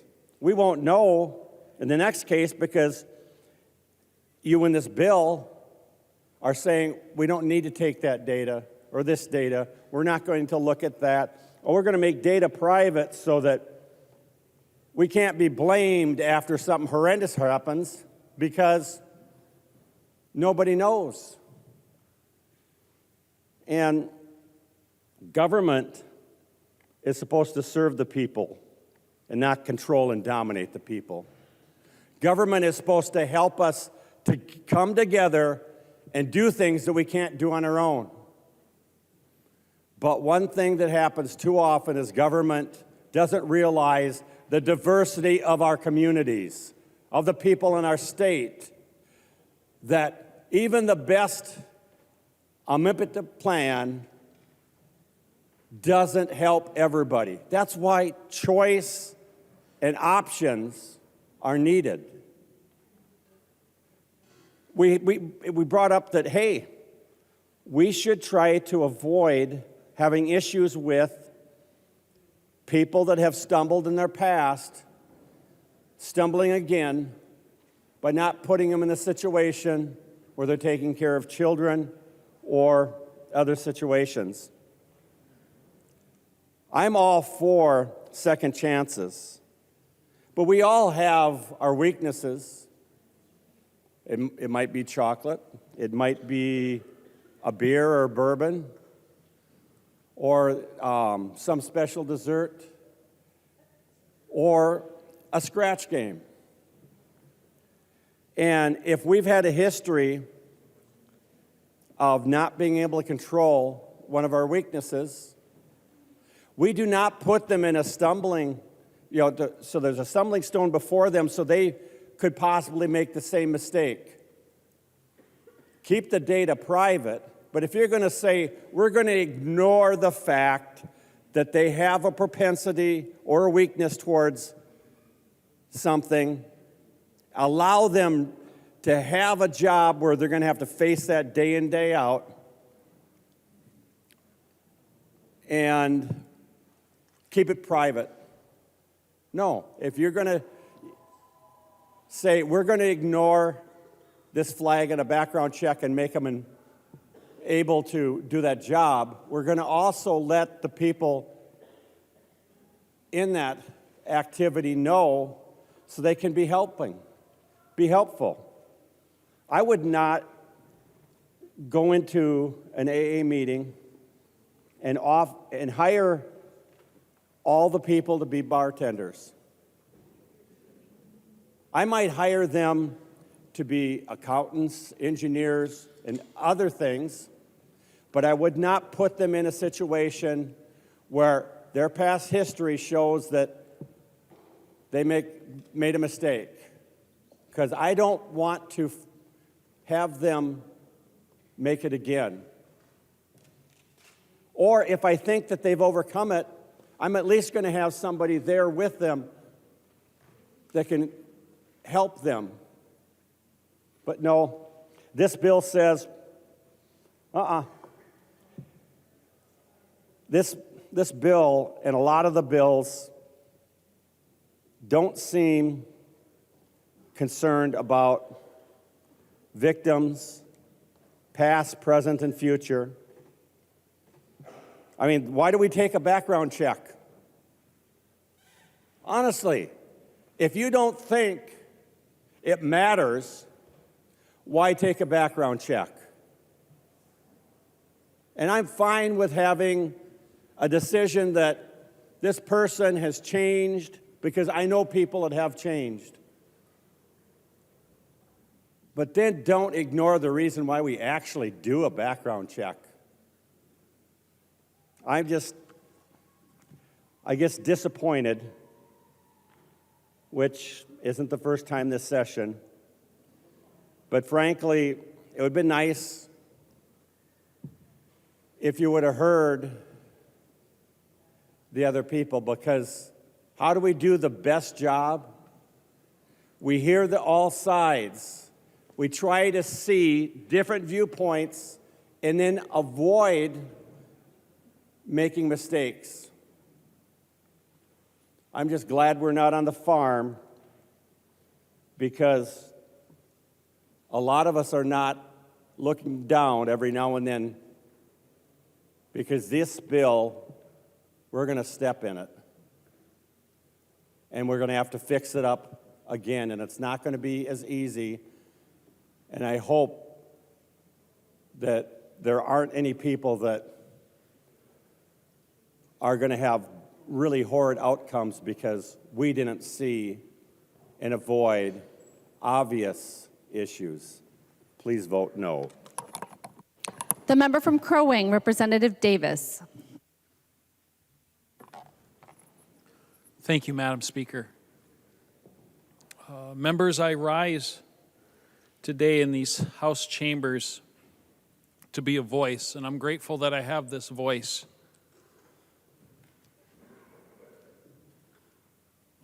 I love the First Amendment,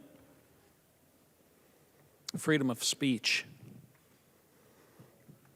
And I will always fight for that right in this country. So I rise today to be a voice, not just for my district, certainly for my district, because I door knocked 5,000 houses in my district. I know there's some who knocked many more, but I certainly know where my district is on this issue. Not only am I going to be a voice for them, I will be a voice for my God, because I have that right afforded to me in the Constitution as well. And I know exactly where He stands on this issue as the living God. I will rise in this moment right now to be a voice for innocent lives, and I make zero apology for it.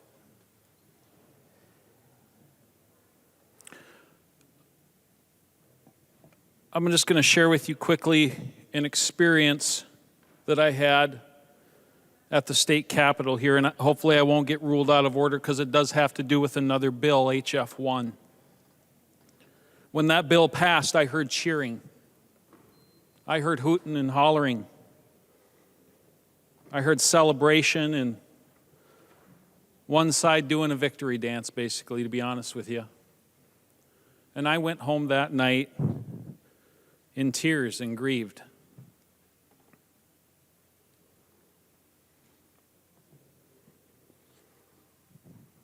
See, at that time, my wife was still pregnant with our child, Seth. And I've had Seth on these in this House chamber twice. Many of you got to hold him. And I can remember when we first went to the doctor and we had a telehealth conference with the doctor, a doctor out of a St. Cloud hospital. And one of the first, after we got the pleasantries out of the way in that meeting, the first question the doctor asked us was, and this was after we found out that my son had Down syndrome, trisomy 21. One of the first questions, the first question the doctor asked me was, "Are you going to continue with the pregnancy?" My wife and I, we kind of looked at each other like, what? And my answer was, of course. And her answer was, yeah. And I was blown away that that's the first question the doctor asked. And in hindsight, I'm meditating and thinking about this, and I'm going, I just wonder how many children's lives were ended in the womb because of the seed that was planted because of that question in the doctor's office.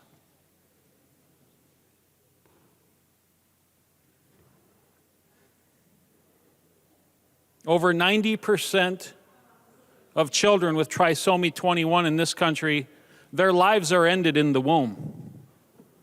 Over 90%. That's not made up by me, that is a fact. I've heard that north of the border in Canada, it's almost 100%. And, you know, I'll be real honest with you. When we first got the news that my son had trisomy 21, I couldn't explain the emotions I felt. And my wife and I, we actually broke out in tears at times. And I just couldn't quite explain, and I know I'm being very vulnerable with you, but I couldn't quite explain the emotions I was having. And another one of our doctors, we were meeting with the doctor, and she was very compassionate and very good at her job. And she said this, I think I know what you're going through. You're grieving the loss of the child you thought you were going to have. And when she said that, I was like, whoa, that's it. And as a little time went on, I watched a video. I started studying trisomy 21. And I started listening to the testimonies of adults with trisomy 21. And I was blown away by these folks. And I was blown away by the fact that I had a lot to learn in life from these folks. And I had this thought, you know what? These folks aren't less of a person than I am. Perhaps they're more. And I heard the testimony of one person, as someone asked this person, this beautiful woman who had trisomy 21, they asked her, what would you do if you didn't have Down syndrome? And she got this puzzled look on her face, and this changed my life, hearing her testimony. She said, without Down syndrome, I wouldn't be me.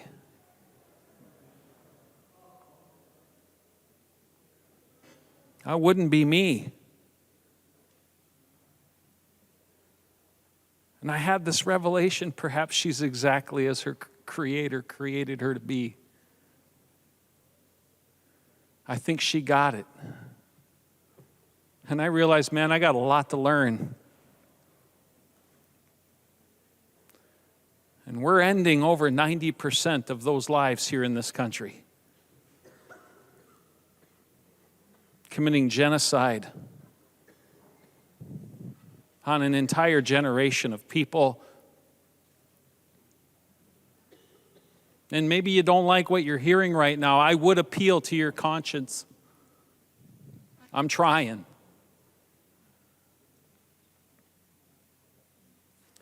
Ronald Reagan, I quoted him on this floor just the other day, but again, one of my childhood heroes. He said, I've noticed that everyone who is for abortion has already been born. I've noticed that everyone for abortion has already been born.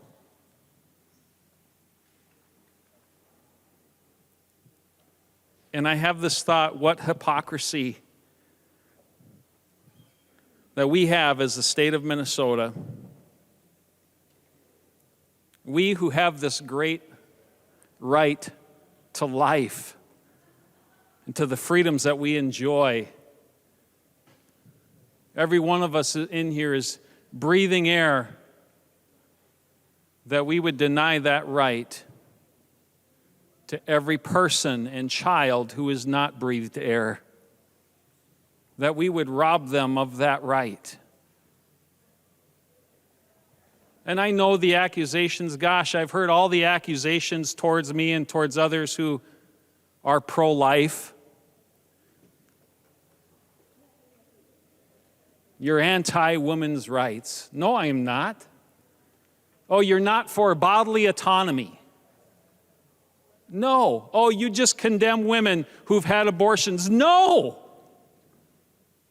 In fact, I've supported ministries that reach out to women because many times, and I can't testify to this for every woman, but I know for a fact there's a lot of women who went through an abortion and afterwards they were absolutely left alone to deal with the feelings and the emotions they were experiencing.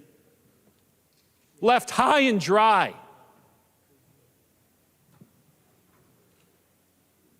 And there are pregnancy support centers out there who are trying to help those women. And I've seen this body attack those ministries.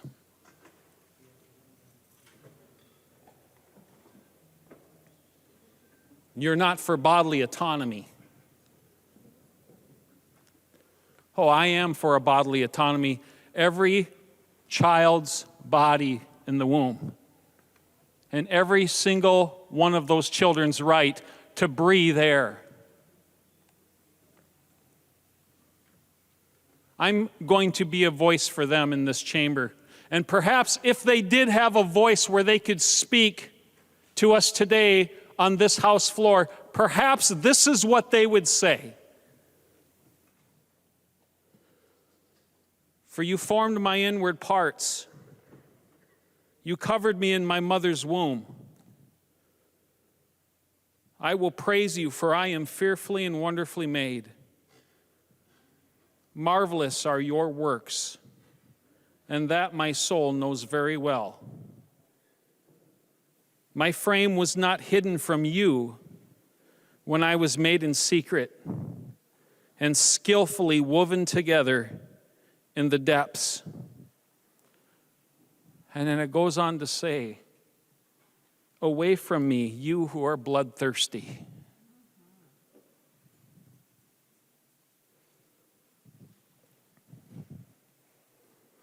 I understand we're all accountable for the people in our districts, for how we're going to vote on this bill today. But I would just warn you that you're also accountable to the one who forms them in the womb.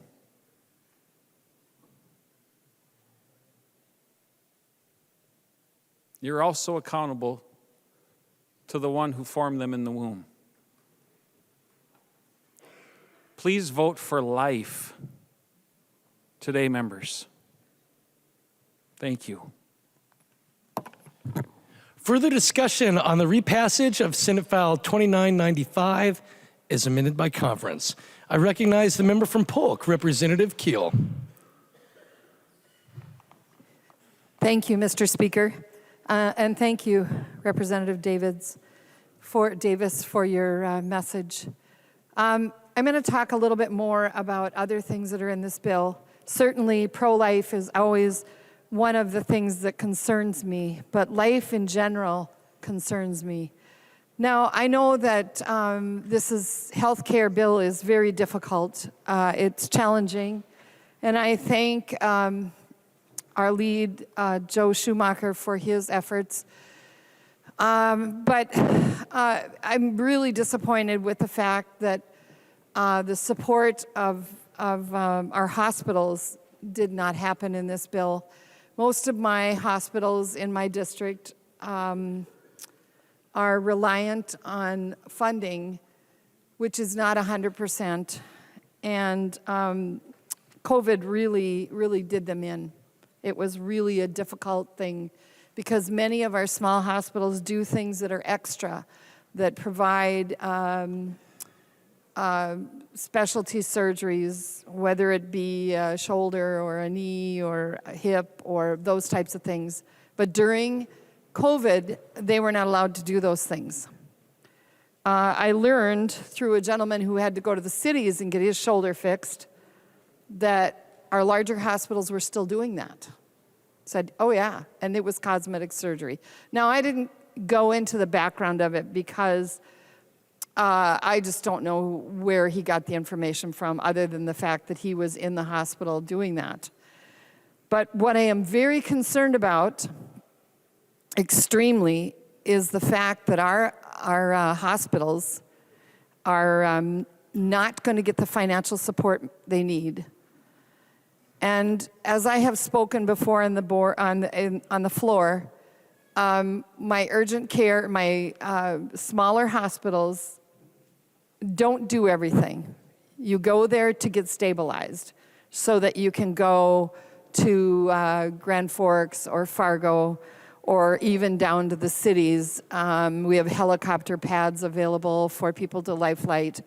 But I can tell you, I've ridden in those ambulances with those wonderful people that care for family.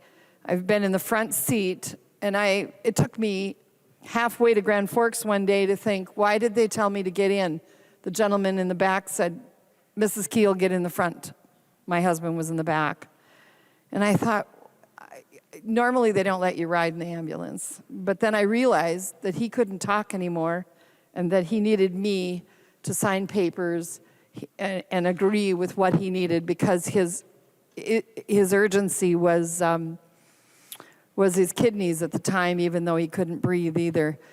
And this was all before COVID. This wasn't COVID's issue. But I'm very thankful for my hospital to know what to do, when to do it. He spent 24 hours in the hospital before they could even find him a bed. All of this drama was during COVID, members, with, oh, there's no beds, there's no this, there's no that. Guess what? That happened long before COVID. Our small hospitals can only handle so much.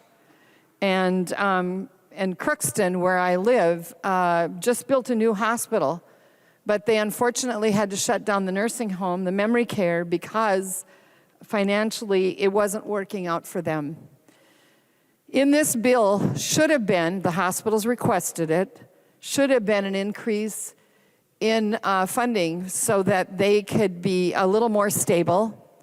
I'm trying to think. I think I have 1, 2, 3, 4. Well, if I count Thief River Falls, I have 5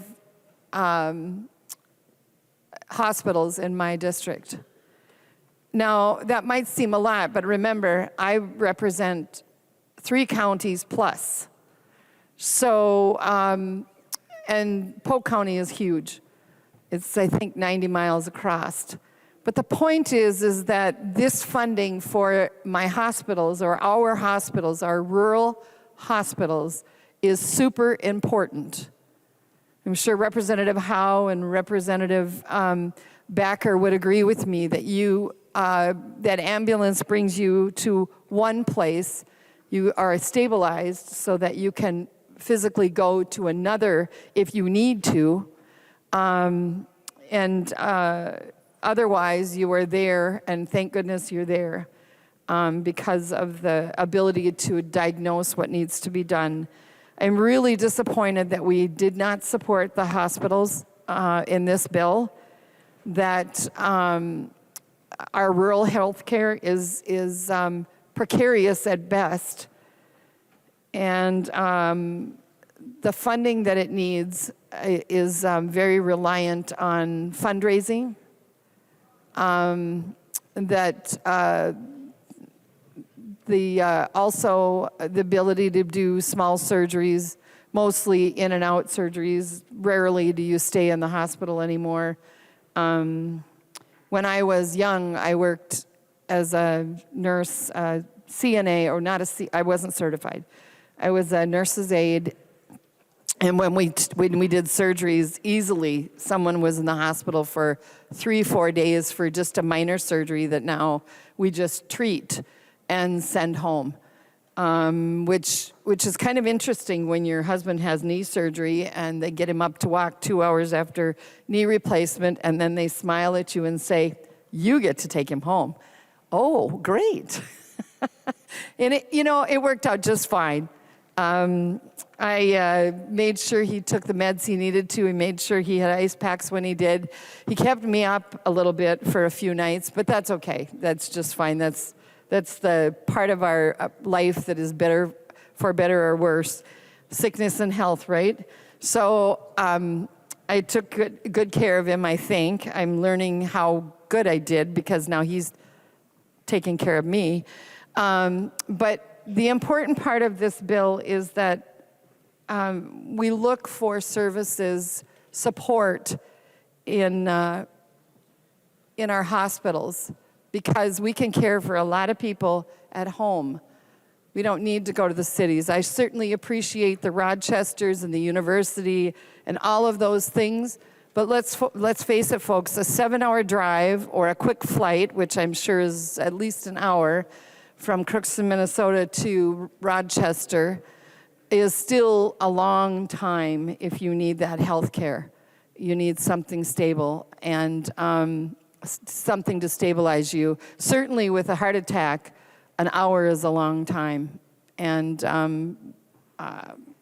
Grand Forks is pretty good at making sure we take care of ourselves. But with the challenges of nursing services and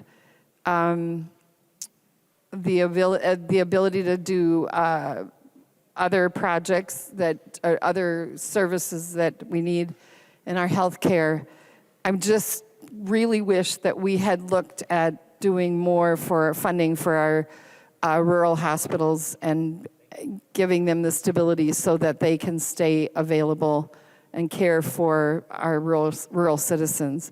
Thank you, Mr. Speaker. Further discussion on the repassage of Senate File 2995 is submitted by conference. I recognize the member from Hennepin, Representative Robbins.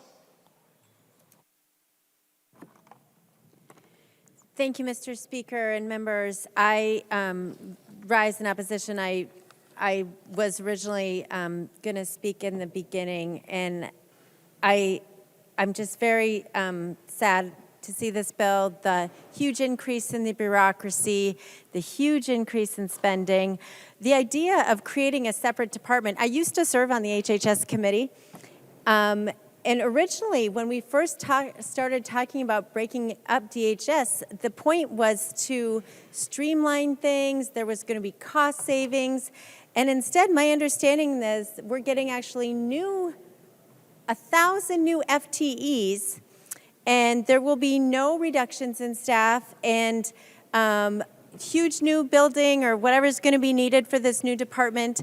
So every time we turn around, members, we are growing the budget and not providing any savings to the taxpayers. And that was the original idea. And so I have not served on the committee this year. I have not been in the weeds on some of these changes, but I know that was not what was originally thought about when we thought about trying to streamline the department, increase accountability, and provide some savings and efficiency to the taxpayer. And that's just one of the many things we could talk about in this bill. Also, you know, the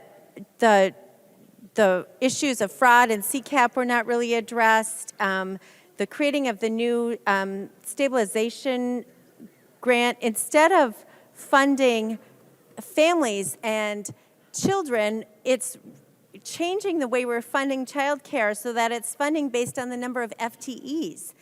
And I just feel like that's the wrong direction. We really should be going in a direction that empowers parents, that gives families more choices, that parents are directing the money, and that child care centers are funded based on the number of children they serve, not the number of employees they serve. So I just feel like there are a host of problems with this bill. Most of them have been much more eloquently spoken about by my colleagues. But members, with a 40% increase in the state budget, huge tax increases, nearly $10 billion in tax increases, creating a new department with 1,000 new FTEs, with nobody else being redirected or efficiencies created, that is just not what was envisioned, and it's very disappointing to see that's the outcome of this bill. Please vote no.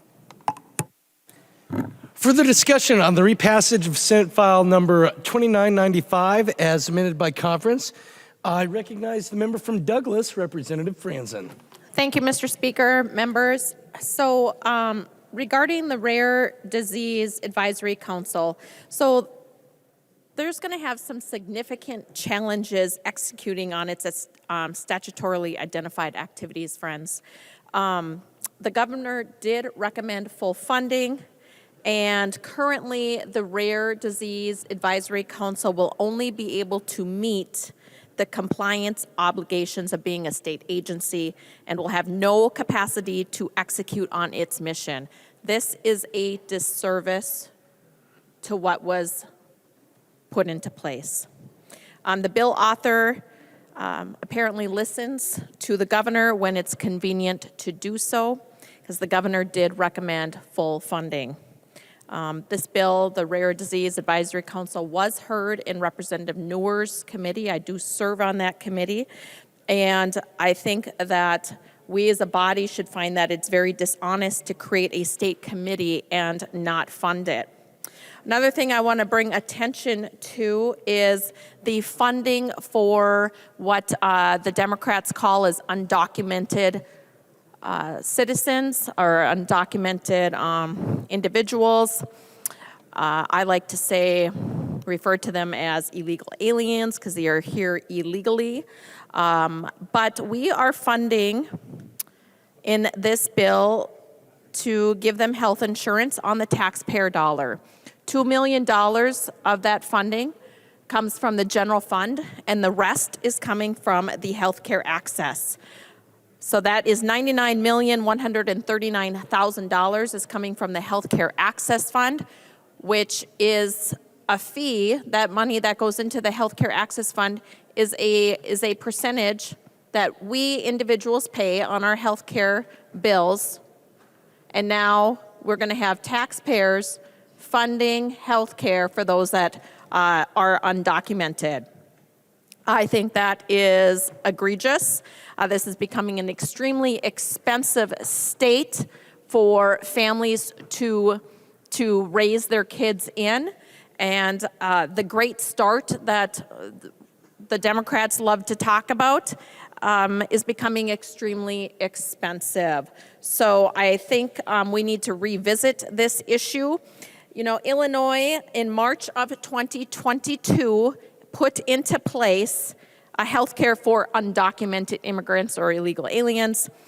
They put in $200 million for this program, and now they are looking at about $1 billion that they will be paying for individuals.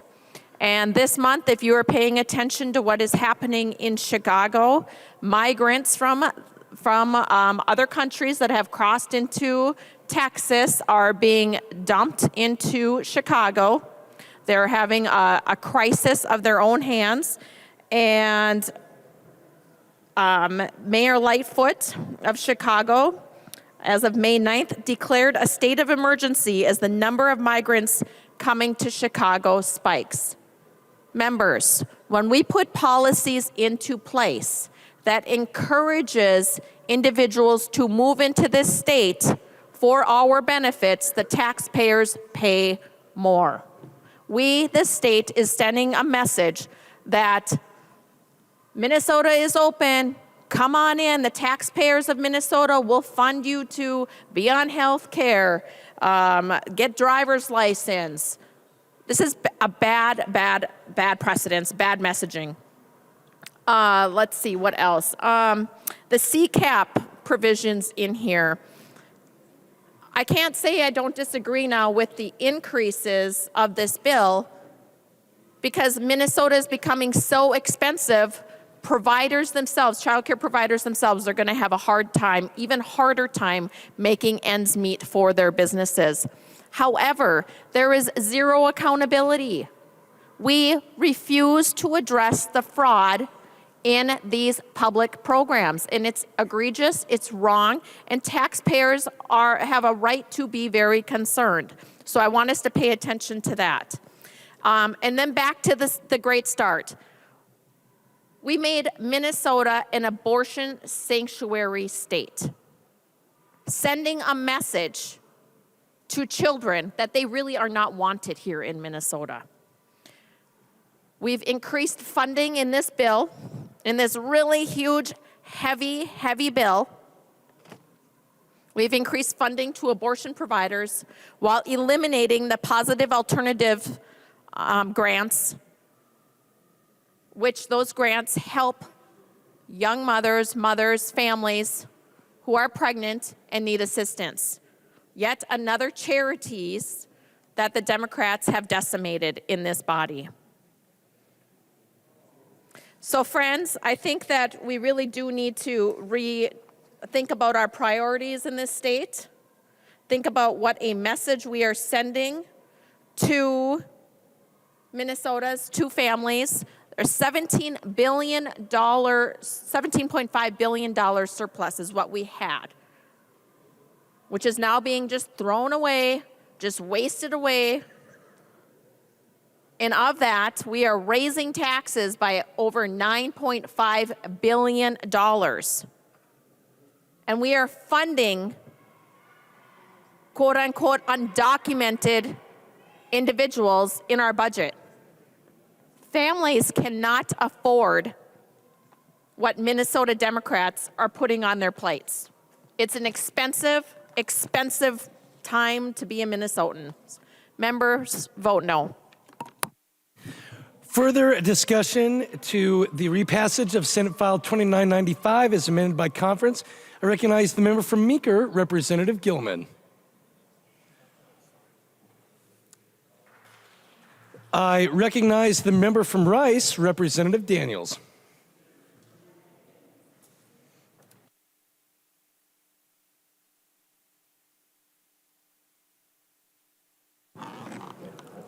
Thank you, Mr. Speaker. We've had a great debate on the floor today. I can't outdo my colleagues. They made some very passionate speeches. So my remarks will be very short. Chair Pinto, I thank you for your work. I know your heart is in the right place, and I enjoyed working with you this year. We have areas of agreement on the early learning scholarships, and I hope to work with you on more things that we might need to fix for next year. However, today I'll be voting no on your bill. The new Department of Children, Youth, and Families will lead to more bureaucracy and more regulatory control on our children providers. That's the nature of bureaucracy, which is right when enforced regulations. This bill fails to empower our parents and fails to focus on funding our children. The changes to MFIP are designed to keep people enrolled in public programs rather than promoting economic opportunities. Chair Pinto, I look forward to better legislation next year. Today I will no on the bill. Thank you, Mr. Chair.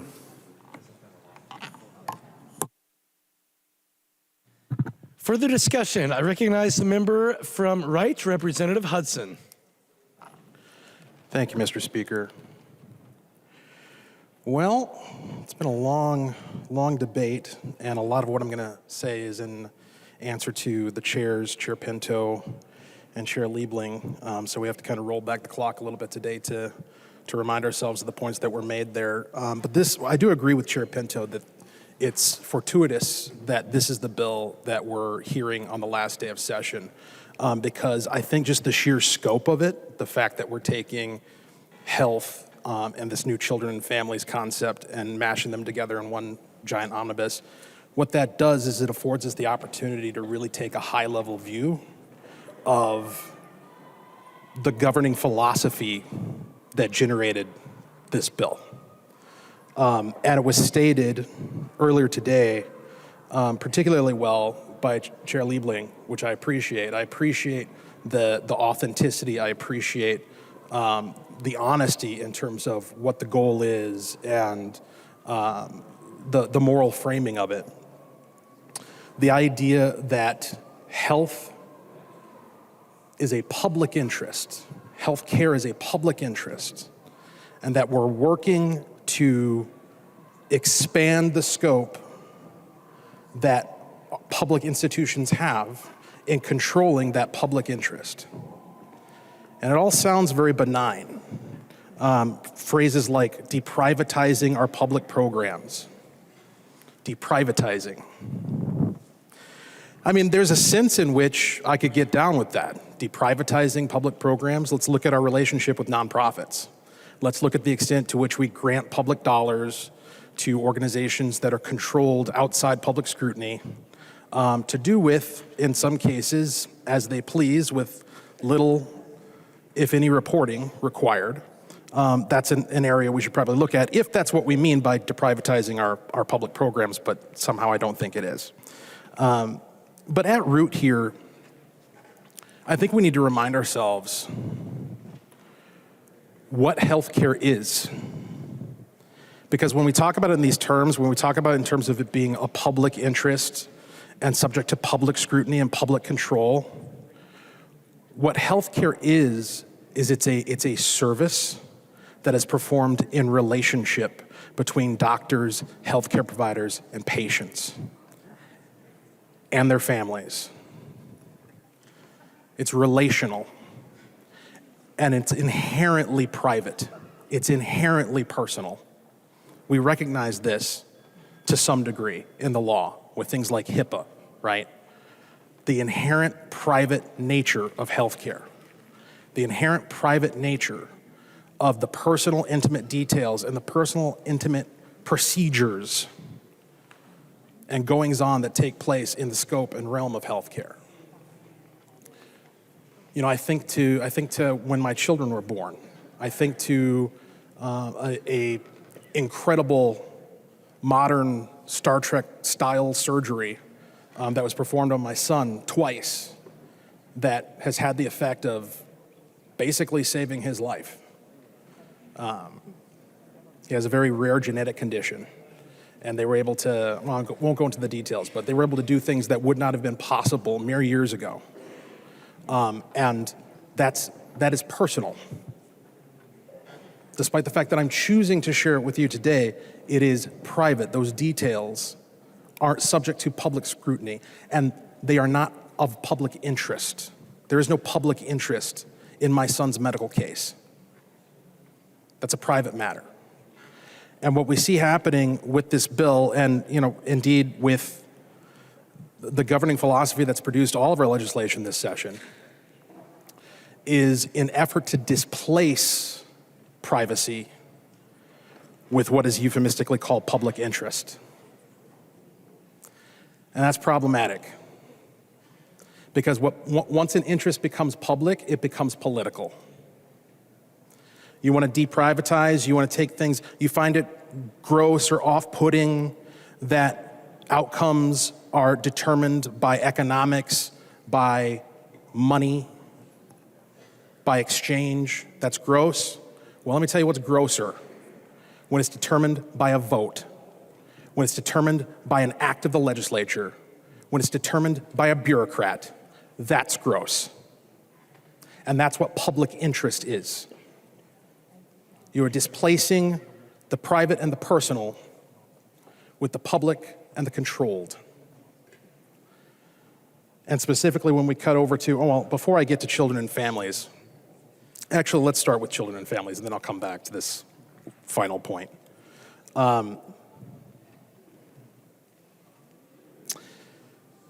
whole premise upon which this enterprise has been pursued has been an odd one to me. The idea, and was presented again going back to our first committee hearing when we heard a presentation from a pediatrician, the notion that we basically need to save parents from their children. I mean, it wasn't put that way, I'm definitely paraphrasing, but the idea that parents are just so burdened by the fact that their children exist and need care.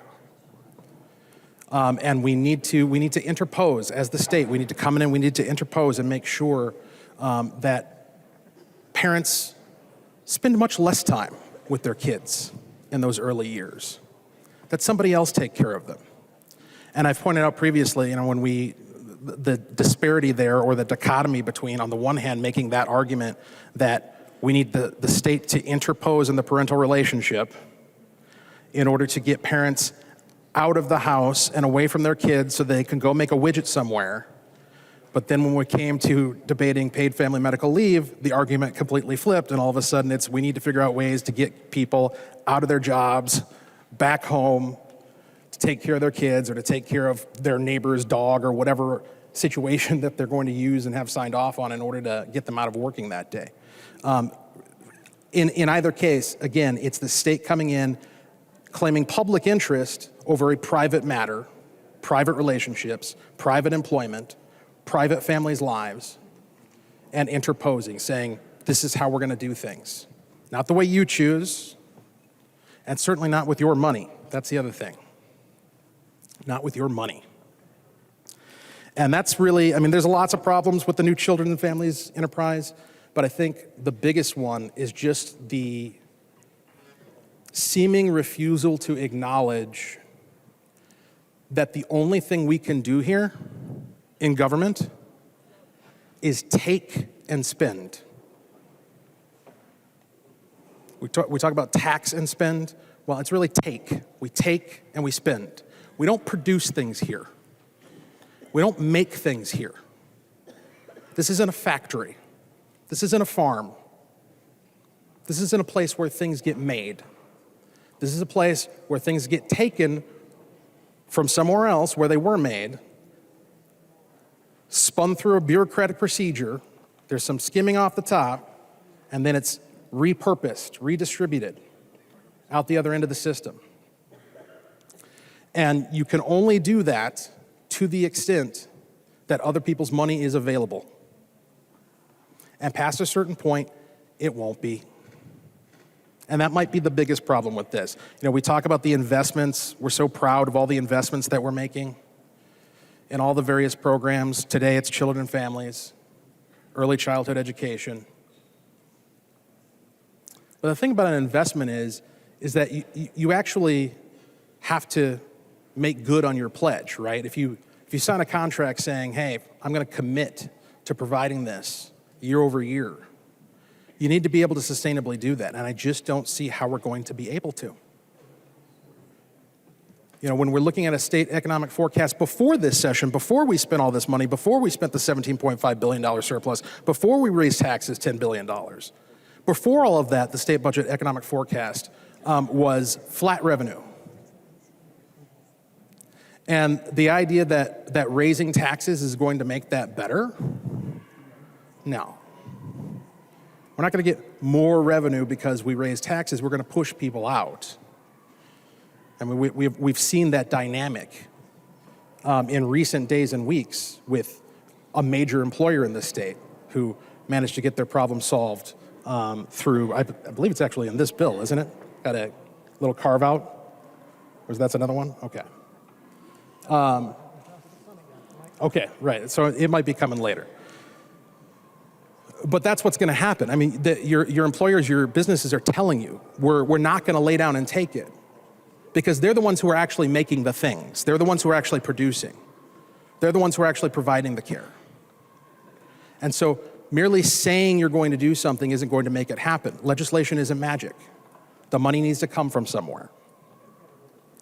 And you know, when you take away the private interest and replace it with the public interest, what you eliminate in that process, one of the things you eliminate in that process is care.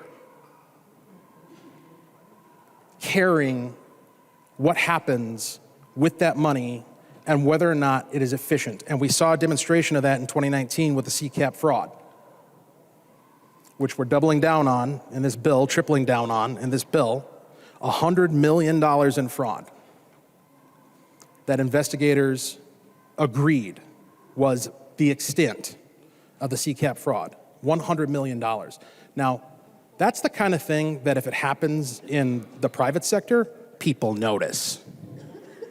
They notice when $100 million goes missing. We didn't notice as it was happening.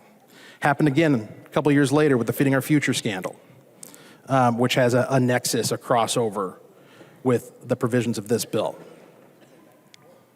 We're not saving any money. There's no incentive to save money because it's not ours. We're going to take it from somewhere else. So what reason do we have to be thoughtful in terms of how we spend it? And so what are we doing? We're not, This has been characterized as a consolidation. That word has been used. We're consolidating departments to create a new one, different aspects of departments to create a new one. But, oddly enough, if it was a consolidation, you would expect some efficiencies, right? We're going to perhaps shed a few FTEs. No. Not one person, not one position is going to be lost in government as a result of the creation of this department. In fact, there's a provision in here to just ensure that nobody loses their job. We're just going to add. More bureaucracy, more FTEs, more government employees. That's going to solve the problem. And, the whole thing is rooted, and again, looking at that higher level view of the governing philosophy that has informed our legislation this session, it's all rooted in the concept of equity. And as I've pointed out before, if there's some place we want to look for an example of where equity has finally and eternally been achieved, it's the graveyard. That's where we get there. When all activity has ceased, you finally have achieved equity. And that's how this is going to play out. To the extent that we keep pushing towards all outcomes being equal for everyone, the way we're gonna achieve that is by churning down the activity. That's what happens when people pick up their investments and they leave. When they take their businesses and they close them, they put a going out of business sell sign on the front door. When they do that, that is your activity ceasing. That is economic death. And that's the direction that we're headed. But one final point I want to make regarding equity. There's been a lot of talk today about abortion and the provisions in this bill that I think shamefully remove some of the final protections that remain in statute to protect the unborn. It really makes me question the allegiance to equity that is often stated in this chamber. And what I want to do here is I'm kind of holding you to your own definitions, right? Because we're told time and time again, indeed, for justification for this bill, that we need to recognize systemic disparities, systemic racism, that we recognize. How do we know it exists? Well, because of the statistical disparities. Because certain systems, certain programs, certain ways of living have a disparate impact on this group over that group. From the Pew Research Center, citing CDC data, and by the way, let me just pause to make the point that this type of data on abortion, is something that is going to be skewed as a result of this bill. We're not going to be tracking these numbers anymore, so it's best to appreciate this information while we have it. The CDC says that there were 620,327 abortions nationally in 2020. That's the District of Columbia and 47 states. Of that number, in the District of Columbia and the 29 states that reported racial and ethnic data, because they don't all do that, they don't all break it down by race, 39% of women who had abortions in 2020 were non-Hispanic Black. 39%. Non-Hispanic White was 33%. Now, for some context, the census tells us that 75.8% of Americans identify as white only, and 13.6% identifies Black only. So you're talking about, in terms of disparate impact, Blacks are more than double represented, about 2.5 times above the white population when it comes to victims of abortion. I can see you're really concerned. This is how I know that the rhetoric surrounding systemic racism may be less than genuine. Because if the mere existence of disparities in aggregate statistics means there is, in effect, systemic racism, then you would be hard-pressed to find a greater, more prominent, more deadly example than the status quo of abortion in this country. And this bill furthers that. You started the session with a bill that furthered the killing of children, which by your definition is systemically racist, and you're ending the session with a bill that furthers the killing of children through systemic racism in the form of abortion. But it's all for children and families. We're making this the best state in the union to raise a child, to bring your kids, unless you don't want them, in which case we'll help you get rid of them. This bill takes out the provision that requires life-saving care to be given to a baby born alive. Yeah. But I'm supposed to believe you when you say that it's all about the kids. Vote no. The member from Anoka, Representative Niska.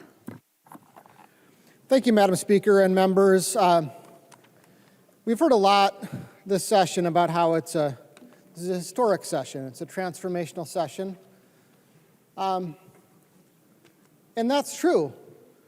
Certainly is transformational, certainly is historic. I will remind you when you're saying that, that's not necessarily a good thing. Disfigurement is transformational. And there's a lot of that going on today, but I wanted to just recognize this day in history, May 22nd, 2013, because I think this is a historic day. This is a very historic day. I think today marks the final nail in the coffin, the final blow to the concept of the Democratic Party as a pro-choice party when it comes to abortion. I think there can be no mistake as we finally pass this last in a trifecta of bills on this topic, that the Democratic Party is now an unapologetically pro-abortion party. We're raising funding for abortion while we're eliminating funding for the Positive Alternatives Grant Program, something that we used to fund on a bipartisan basis, that would just provide funding for those clinics that wanted to provide information for women who wanted to make a different choice.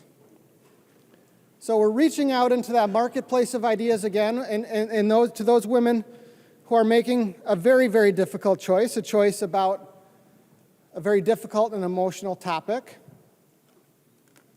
about whether or not to continue with a pregnancy, sometimes with very difficult circumstances. Sometimes there's health issues with that baby. Sometimes there are other difficult family circumstances. But we're reaching into that marketplace of ideas and we're picking one side. We're funding one side and we're cutting funding for the other side. We're eliminating the data collection on this issue. You know, it was interesting, I heard Chair Liebling talk about how important it was that we're funding studies about a lot of important issues in this bill. We're funding important studies so we can gather more information to help guide potential future public policy decisions, but at the same time, we're eliminating data collection on this issue. Apparently, we no longer want to know whether abortions have resulted in born alive infants. We no longer want to know the reasons why women have chosen to make that difficult decision. We no longer want to know whether any medical actions were taken to preserve the life of a child who was born alive. And shockingly, we no longer want to know if a woman dies within 30 days after an abortion. Why would we want to know that? Why would we want to shape future public policy decisions on those issues? I think we know why we're, as a state, covering our eyes and ears to that kind of information.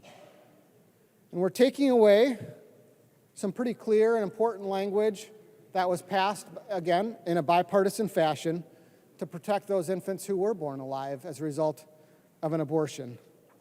Now, members, I know that many Minnesotans have a variety of opinions on this issue, and it's, like I said, it's a very difficult, emotional topic. There used to be, at least both parties used to recognize at least a bipartisan, nonpartisan recognition that every abortion is a tragedy. And the fact of the matter is, every abortion is an act of violence in some way, a poisoning or a dismemberment of a human body. And we can agree and have, I think, difficult discussions about the circumstances in which that might be justified or even permitted in law. But we're past that now. On May 22nd of 2013, we're past that. And it's very clear from House File 1 to the abortion sanctuary law to today, we're past that in this state. It is a historic and a transformational day, but not one in which any Minnesotan, I think, should be proud. Please vote no. The member from Dakota, Representative Ryer. Thank you, Madam Speaker. I am so happy to rise in favor of this bill because it centers the reality that health care is a human right. And it calls out that the reasons that we need to make changes is because we fall short for so many people. Yes, many of us have access to excellent care from the excellent care providers that we have in our state. Too many people have virtually no access to care. And our Black and brown communities, especially Black women and children, face unconscionable disparities. Now, all of these are policy decisions and business decisions, and they can be addressed, and that's what we're doing in this bill in so many ways, and I'm pleased to take a moment to tell you about some of them. Some of them are problems that we can fix right now for the people within the system that we have right now. For example, a bill that I've carried for 3 years now on opening network access for people with rare diseases, especially children, taking out an unnecessary barrier to care for people who need it the most, and saving children months and months of incorrect treatment, of inadequate treatment, or no treatment at all. We've increased reimbursement rates for doulas, going from $47 for a treatment to $100, going from $488 for a birth to $1,400, and making it possible for these care providers to help the Black women and other mothers that they so often help have a healthy outcome. We've established a process where hospitals are required to provide information to patients to make sure that they are not unnecessarily incurring medical debt, leading to bankruptcy in too many cases, the stress of having that debt, and sometimes the inability to get more care because until they've paid their bills, they might not be seen. All of these are immediate fixes. But I'm also looking at how do we fix it for the long term? How do we get at the root causes? And some of them are simply the dysfunctional structure of our healthcare system.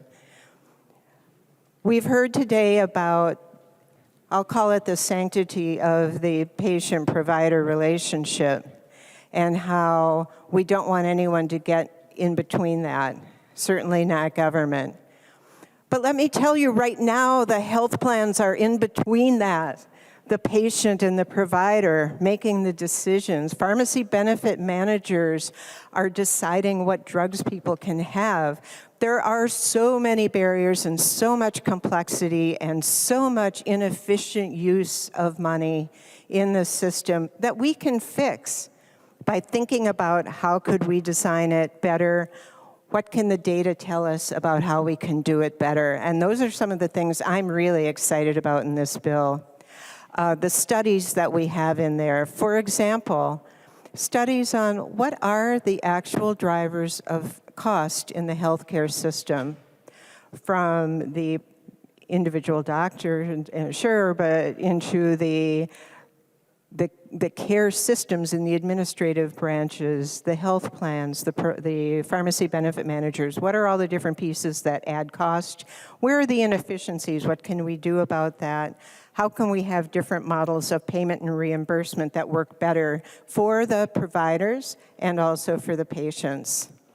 And I have another bill that takes a look in a more comprehensive way than I've seen anywhere in the country on universal health care versus our current system. It goes in with a very agnostic, very data-driven point of view, because I am a researcher by profession, and I will go in and say, here are the hypotheses, and how do I disprove them? How can I kick holes in something that I would really like to see be true? And that's what a researcher does. So we'll be looking at the cost of the administrative aspects of healthcare for businesses who tell us that they can't afford to provide health care, small businesses who spend 40 hours a year picking and administering their health care, corporations that hire hundreds of people to manage their care, providers who have staffs sometimes larger than their care staffs to take care of payment and insurance and reimbursement. We're looking at all those costs, and we're also saying as an assumption that we're not tied to the Medicare or the Medicaid reimbursement rates. So the argument that we can't afford to go to universal health care or other models of health care simply are not valid, because those are policy decisions too, and those are things that can be changed.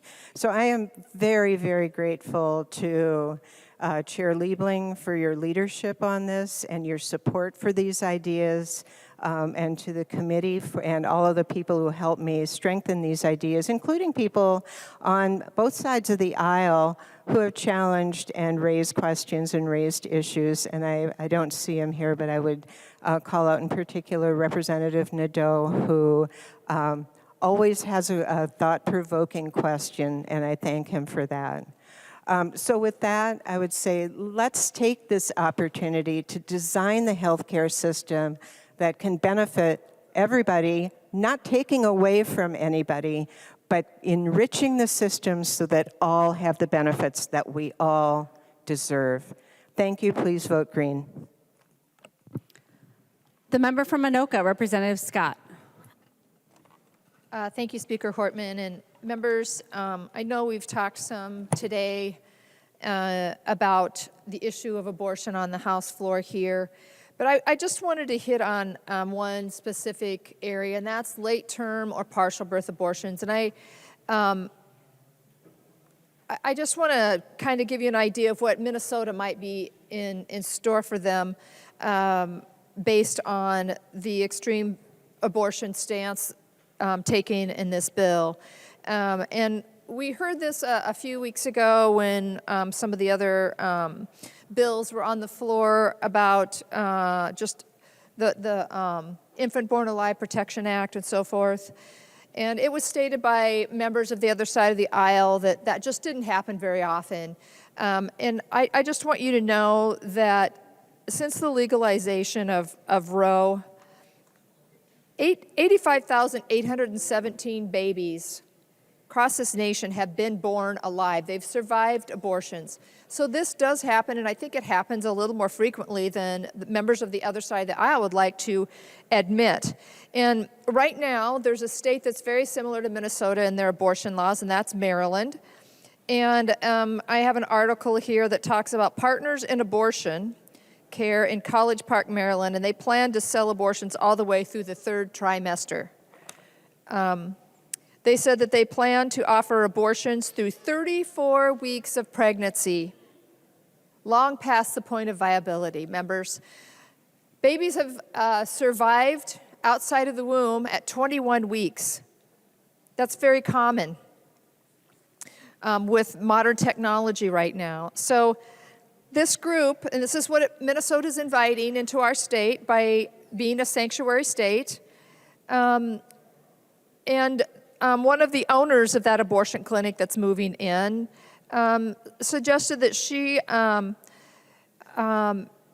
comments suggest that she will abort late-term abortion babies, unborn babies for any reason, including healthy unborn babies and their healthy moms. So not even a medical reason to abort the child, just the mom changed their mind in the 3rd trimester.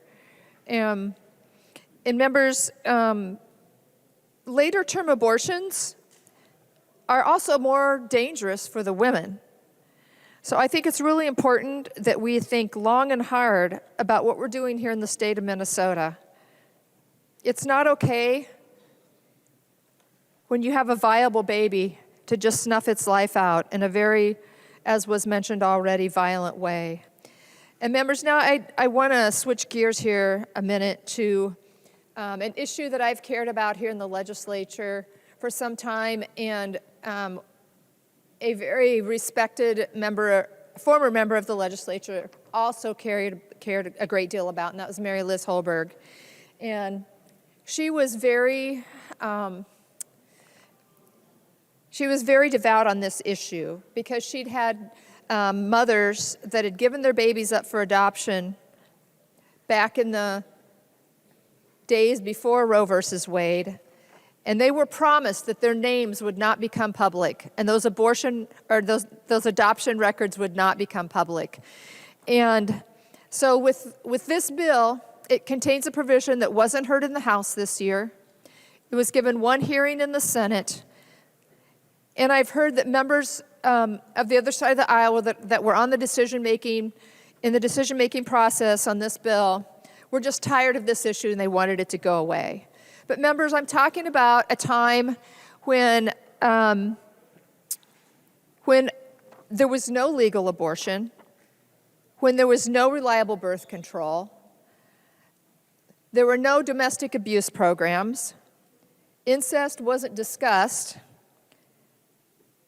and birth of out-of-wedlock babies was shameful, and the women were rejected if they had these babies.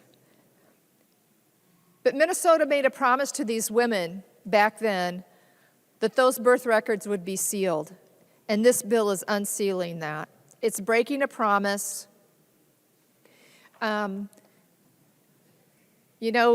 The other side of the aisle, if you want to argue on Roe, and Roe talks a little bit about this right to abortion or privacy, and what we're doing here is contrary to that. And I think it's really important to point out who came together, what coalition of people came together to keep these birth records sealed. Opening the birth records was opposed by the ACLU, the MCCL, Lutheran Social Services, Catholic Charities, and the Star Tribune editorial board. The former director of the ACLU said that we need to respect women's rights to choose. So these women chose to give their babies up for adoption, risking a lot, risking shame. A lot of these women were stowed away somewhere. They were taken somewhere out of state or to some other part of the state that no one knew who they were or who their families were. And they gave birth to these children. And then they were able to give them up for adoption. And these children went to homes that wanted a child. You know, there's so much genetic testing. We had the genetic, that bill this year that talked about these genetic companies, the 23andMe and those so forth. And so we've regulated those. And it's just not that hard these days to go through that kind of a process and find out who you might be related to. But what we need to do in this state is we need to keep our promises.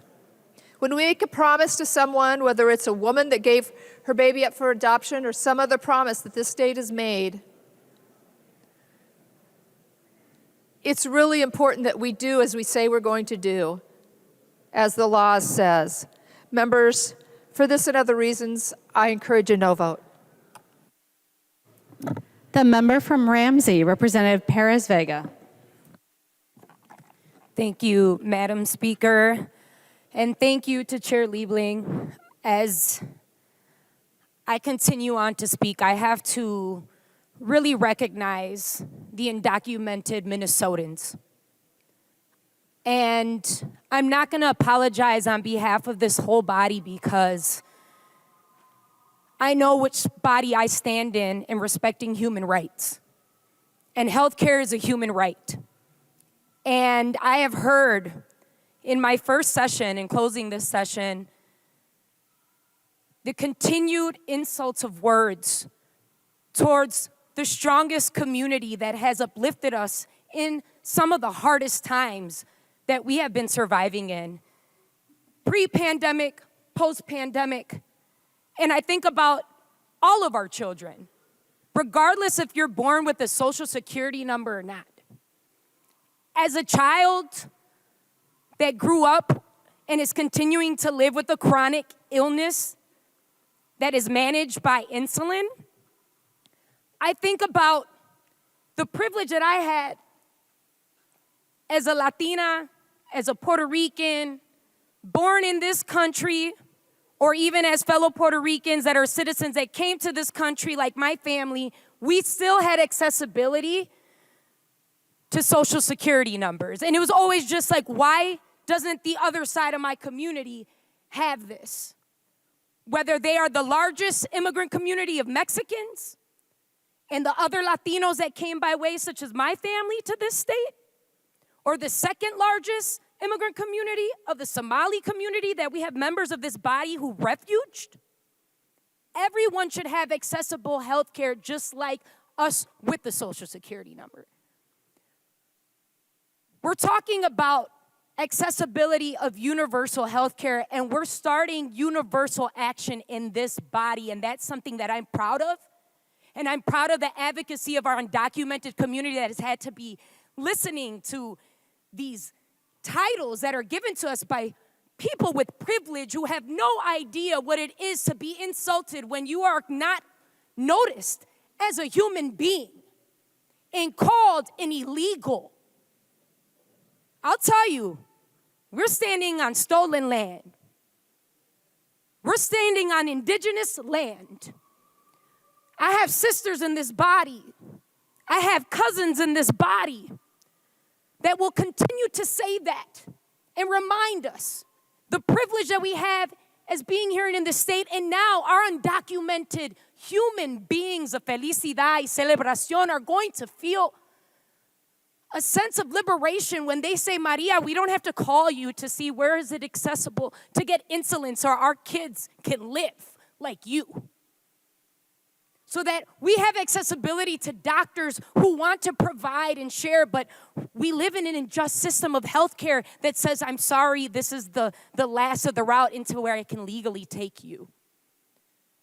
I am grateful for the leadership in this body. I'm grateful for our majority leader and mentor, Jamie Long, for his hard fight, and our speaker for her hard fight and dedication to telling our comunidades, our communities. Point of order, Madam Speaker. Most important, Tina, you, for telling me that. Remember, kid, when you were fighting for insulin for all and you said it didn't include all of us? Representative Engen, please state your point of order. Section 124, Masons, personality is not permitted in debate. In debate, a member must confine remarks to the proposal before the House and avoid personalities. Representative Perez Vega. Thank you. Representative Tina Liebling, for you telling me, hang in there alongside one of my mentors, Rep. Mike Howard when I was testimonying saying this isn't including all of our community because they're at my door. They're my friends. They're my best friends. They're my god kids. And they need insulin too. And you taught me about the policy of this is how we make action and take action. And one day when you're seated with an elected certificate, you take that action, and we're taking that action with law that we're reading here when folks with an ITIN number can go get the same benefits that we have right here, whether we're citizens or not. Because let me remind you that $12.4 billion of Minnesota's spending dollars, according to the Minnesota Chamber, is spent by our undocumented community here. The ones that are cleaning up the hospitals, the ones that are cleaning out those sharp needle tanks that I see every time I give insulin in this place right here, are folks that have came from other countries that love this state and that are celebrating here in this session. And this healthcare with our children and families and being inclusive, Representative Keeler, Representative Pinto, those long discussions of what we talk about, what equity looks like for not just one group of Minnesotans, but all of Minnesota is right here. And it's a start. There's so much more. And when I think about the leadership of Representative Ruth Richardson, who is continuing to stand up for the rights and black maternal rights of our mothers, these numbers don't lie, y'all. We all are here studying numbers. Some of us are just ignoring them. Well, you can't ignore the truth, and you can't ignore the facts that Minnesota is a place welcoming with this healthcare initiative taking action. I urge a green vote. Thank you. The member from Chisago, Representative New Brindley. Madam Speaker and members, this is quite a bill. This is quite a bill, and I'm going to just hit some of the highlights because, frankly, in 800 and some pages, I don't have time to hit all the, maybe I should call them the lowlights. But when it comes down to it, this health bill, these 800 and some pages, show you exactly what the extreme activist agenda of the Democrats is. And I'm just going to hit on a few that are particularly egregious.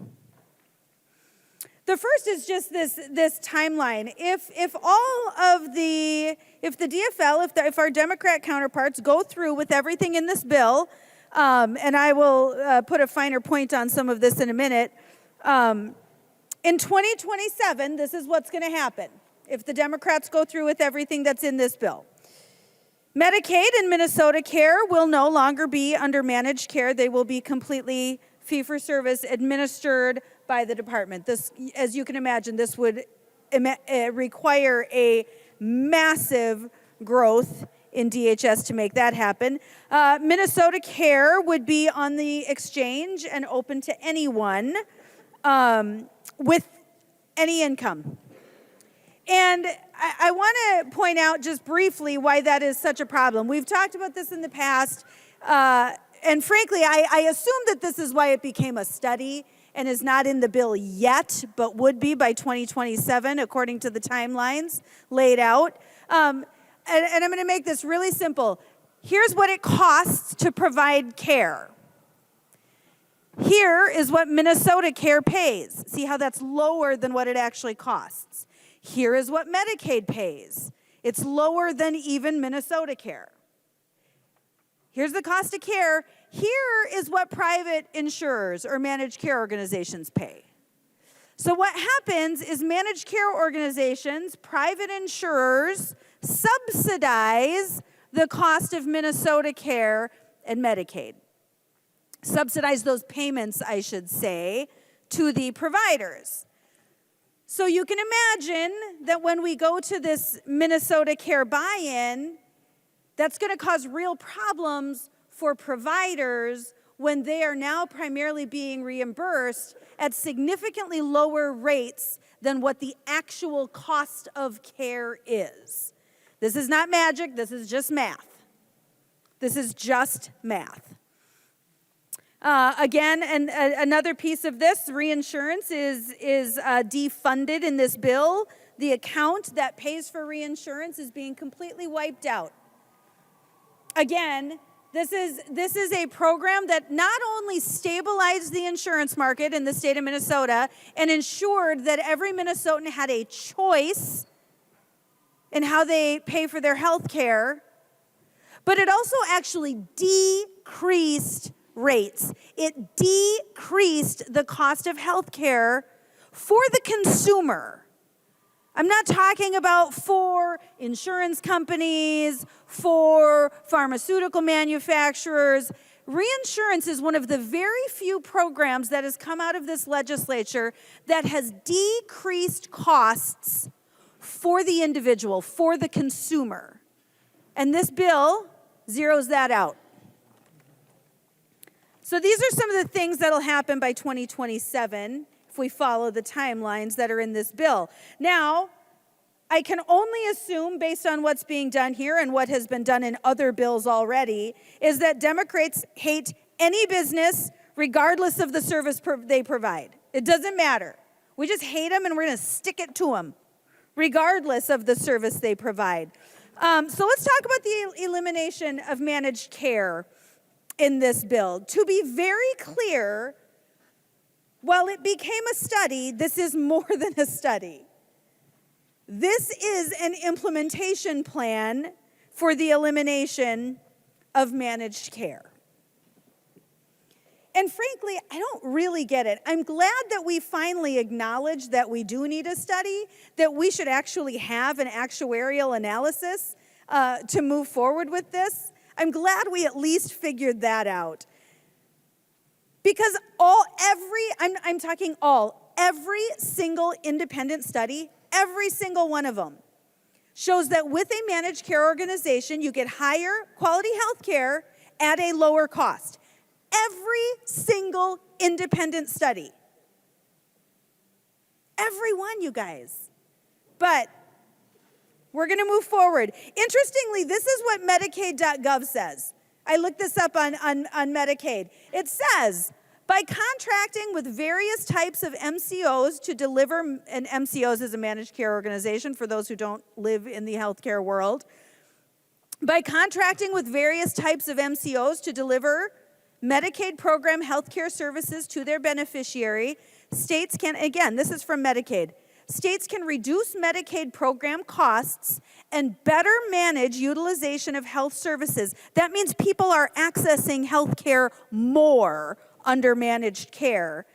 Improvement in health plan performance, health care quality, and outcomes are key objectives in Medicaid managed care. This is what you get with managed care. Now, interestingly, we heard a representative a few minutes ago say that health plans are in between patients and providers. And I want to say that's true. Because do you know what the MCOs do in the state of Minnesota? They provide a really important service in between patients and providers. Because the way this is set up in the state is that there's a holdback, right? The state of Minnesota contracts with insurance companies. We call them managed care organizations. They're insurance companies. The state of Minnesota contracts with insurance companies. And the insurance companies are required to meet certain criteria to get paid. I mean, now, of course, they get paid for some services, this kind of thing. But the state of Minnesota actually holds back some of their contracted funding until they meet certain benchmarks. The insurance company has to show that children are receiving their immunizations. The insurance company has to show that people are receiving preventative care. Insurance companies have to actually show that they are making progress, that they are making sure that people are receiving health care in order to get that payment that has been held back. These are financial incentives to the insurance companies to make sure that kids are getting their immunizations, that people are going and getting their checkups. So yes, insurance companies are between the patients and their providers. And the insurance companies are the ones that are sending out the letters, that are calling families and saying, hey, you need to go get your immunizations. Your 2-year-old is ready for their next round of immunizations if they haven't received those yet. The insurance companies are doing that because if they don't, they're not going to get paid. So yes, you're right. The insurers are between the patients and their providers in a really helpful way that improves health outcomes for Minnesotans. And I guess, and we should ask ourselves, will the state of Minnesota, will DHS do the same? I don't know. That's not really known. You might hear that, well, these insurance companies are making so much money off the backs of Minnesotans. Their margins are so huge, they're making so much money that we got to stick it to this big business. Well, I'm not sure if you're aware, but actually in the state of Minnesota, it is mandated. They don't get to make big margins. If they do, they have to return that money to the state of Minnesota. So this idea that somehow these insurance companies are getting rich off the backs of Minnesotans, no, they are getting paid for the service they're providing, and if they get paid too much, they have to give that back to the state of Minnesota. It's in statute already. It's already there. It's a red herring. Let's talk about the public option, the so-called sort of Minnesota Care Buy-in. Although we've talked about the Minnesota Care Buy-in, the study in this talks about other public options. So I don't know what for sure those would be, but perhaps other public options. Now the study on this one has to be done in the next 9 months. We need a report on February 1st of 2024. We got 9 months. So we've got 9 months for the agency to contract with actuarial firms, so to go through the RFP process, sign contracts with the actuarial firms. Then the actuarial firms have to actually do the analysis. I wish Representative O'Driscoll was on the floor. I bet he would have some insight in how long this might take and what kind of a process this might be. But the actuarial firm has to do this in-depth analysis. The agency has to compile the report to give back to the legislature with these detailed recommendations for implementation. And not only that, not just recommendations, but they have to have actual draft legislation. Draft legislation. And all of this is going to happen in the next 9 months. I mean, listen, I may have been born at night, but it wasn't last night. 9 months to get this done? Like, that's silliness. That's not going to happen. And interestingly, this bill doesn't just include a study, it's actually implementation language. On page 705, the commissioner, regardless of what the legislature chooses to do, the commissioner is directed to receive a waiver for the public option or apply for the waiver. So all of this creates pretty significant problems. This bill also includes what I would call another hidden tax. In addition to an $18 billion budget surplus, in addition to $10 billion of new taxes and fees, this bill includes a real hidden tax on families, and that's through mandates. There are a ton of mandates in this bill, and the estimates are that annually, that's going to cost a family of 4 somewhere between $900 and $1,300. This is yet another hidden tax on families. I have never seen a budget like what the Democrats are passing right now. Because there are the very clear and laid out tax increases, I get that, but there are a ton of things that aren't an actual cost to government. And those things don't show up in the fiscal notes. Those things don't show up in the fiscal analysis. But they sure cost families a heck of a lot of money. And I'm going to be horrified when that analysis of this budget is finally done and we know the real impact on families. Because members, what we are doing to families with this budget is unconscionable.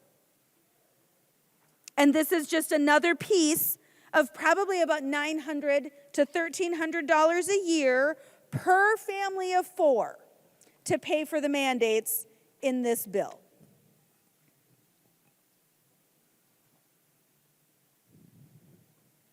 I want to talk just for a minute about the changes in law governing abortion policy. We're no longer reporting, Representative Niska went through quite a bit of this, and I appreciate that. But we're no longer going to report on things like the reasons for having an abortion, whether somebody has been raped or involved in incest, whether the person is choosing to have an abortion for economic reasons. I actually think that's really important from a public policy perspective. If there are people in the state of Minnesota who are choosing to end the life of a child because they can't afford it, that's important for us to know as lawmakers. That informs what we do. That informs the policy decisions that we make.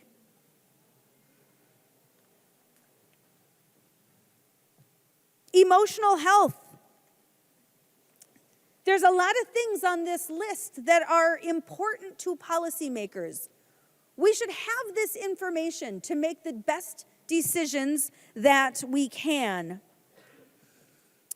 We heard a lot in committee, or I heard over and over and over again, on the Born Alive Act, the infants who are born alive. And what we kept hearing is, well, that never happens. That doesn't actually happen. If I had $1 for every time I was told, that doesn't happen. By the way, told in committee by the Democrats that does not happen. Well, you know why we know you're wrong? Because there's a report that tells us that just last year, 5 babies were born alive. And we know that because we track that data. But this insistence on, well, if I don't see it, if I don't hear it, then I don't know it. Then I don't have to be held accountable for knowing it. It's gross. That's gross. And along with eliminating the positive alternatives for abortion grant program. This one is really peculiar to me. You know, we've got an $18 billion budget surplus. We've got $10 billion in new taxes and fees, and yet we're really nickel and diming. We couldn't possibly find the $7 million we need in a biennium for the positive alternatives grant funding. And let's be really clear about what this does. When we are pinching our pennies and eliminating the positive alternatives grant money, what we are doing is we are taking money from these programs that are buying diapers for new moms, that are buying car seats for new moms, that are buying formula for new moms who cannot otherwise afford it. And by the way, 60% of the recipients of the positive alternatives grant money are people of color. 60% are people of color. 70% are single moms. Representative Niska said it exactly right. Democrats are no longer the party of pro-choice. They are the party of pro-abortion. They don't want anyone to know that there is any other option, that there is perhaps any other way, that there are programs in place and people ready to help you if you want to have a baby. if you want to keep your child. When you eliminate all the reporting, when you eliminate having Minnesotans even know what's happening, along with eliminating funding for people who are helping those who choose to have their baby, you are no longer the pro-choice party. You are the pro-abortion party.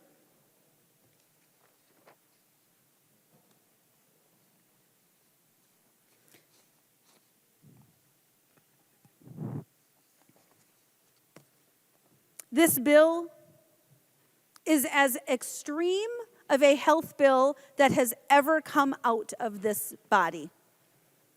This is the most extreme, activist-driven piece of legislation to go to the governor's desk. It's wrong. It's wrong. And a lot of the pieces in this bill are not just wrong, it's disturbing. And I sure hope that you will find your moral compass before we hit our buttons and vote no. The member from Ramsey, Representative Pinto. Thank you, Madam Speaker. Well, members, at the end of third reading, we generally are responding to points made during the course of the debate, and of course, we've had a little bit of some back and forth because we have the multiple bills combined here. And I guess what I didn't hear from the other side and the children and families side of the bill were expression of concern about the investments in shelter for people experiencing homelessness. I didn't hear concerns about the investments that we had in food security for families, investments in our child welfare system, especially supporting those exiting foster care, the young people. I'm so glad to hear that. I didn't hear objections to the investment making tribal communities and all that. So I'm very grateful for that. One element that I did hear, one theme, was continued expression of concern about the Child Care Assistance Program. And I'll admit, as I've said before, to continue to be pretty bewildered by that. There were some reports 5 years ago about that. 4 years ago, we had a series of reforms advancing through the House. I think I've handed out the sheet, one-page sheet, maybe eight times now, describing all the changes made in that program in 2019. And recognizing that even now, the allegations at the time, 4 or 5 years ago, were in fact largely debunked. So I guess I would ask members for us to recognize that it is perhaps time to put that to bed and to recognize that our Child Care Assistance Program is serving families and serving communities in every single one of our districts. And as I've said before, doing so more in greater Minnesota, in fact, than in the Twin Cities. I've heard concerns along the way about support for family child care providers who do incredible work. And members, I want to make sure that you recognize that there is so much in here for our family child care providers who are hardworking, including the Child Care Assistance Program, as I referenced, but a number of other things for them to have their business be supported and have them be supported, including their eligibility for the monthly payments I referenced before, recognizing this is a public good that needs public support. But more broadly, members, what I heard was a difference, and I guess this, again, it's good this is the very last day of the session, because what I heard is a continuing debate about kind of our governing philosophies, about kind of how we believe that our state can prosper. I have heard, again, both in this debate and in others, references to the idea that there are certain people who are the people who are about wealth in our state. They're the generators of wealth. They bring wealth around. They're the job creators. It's them.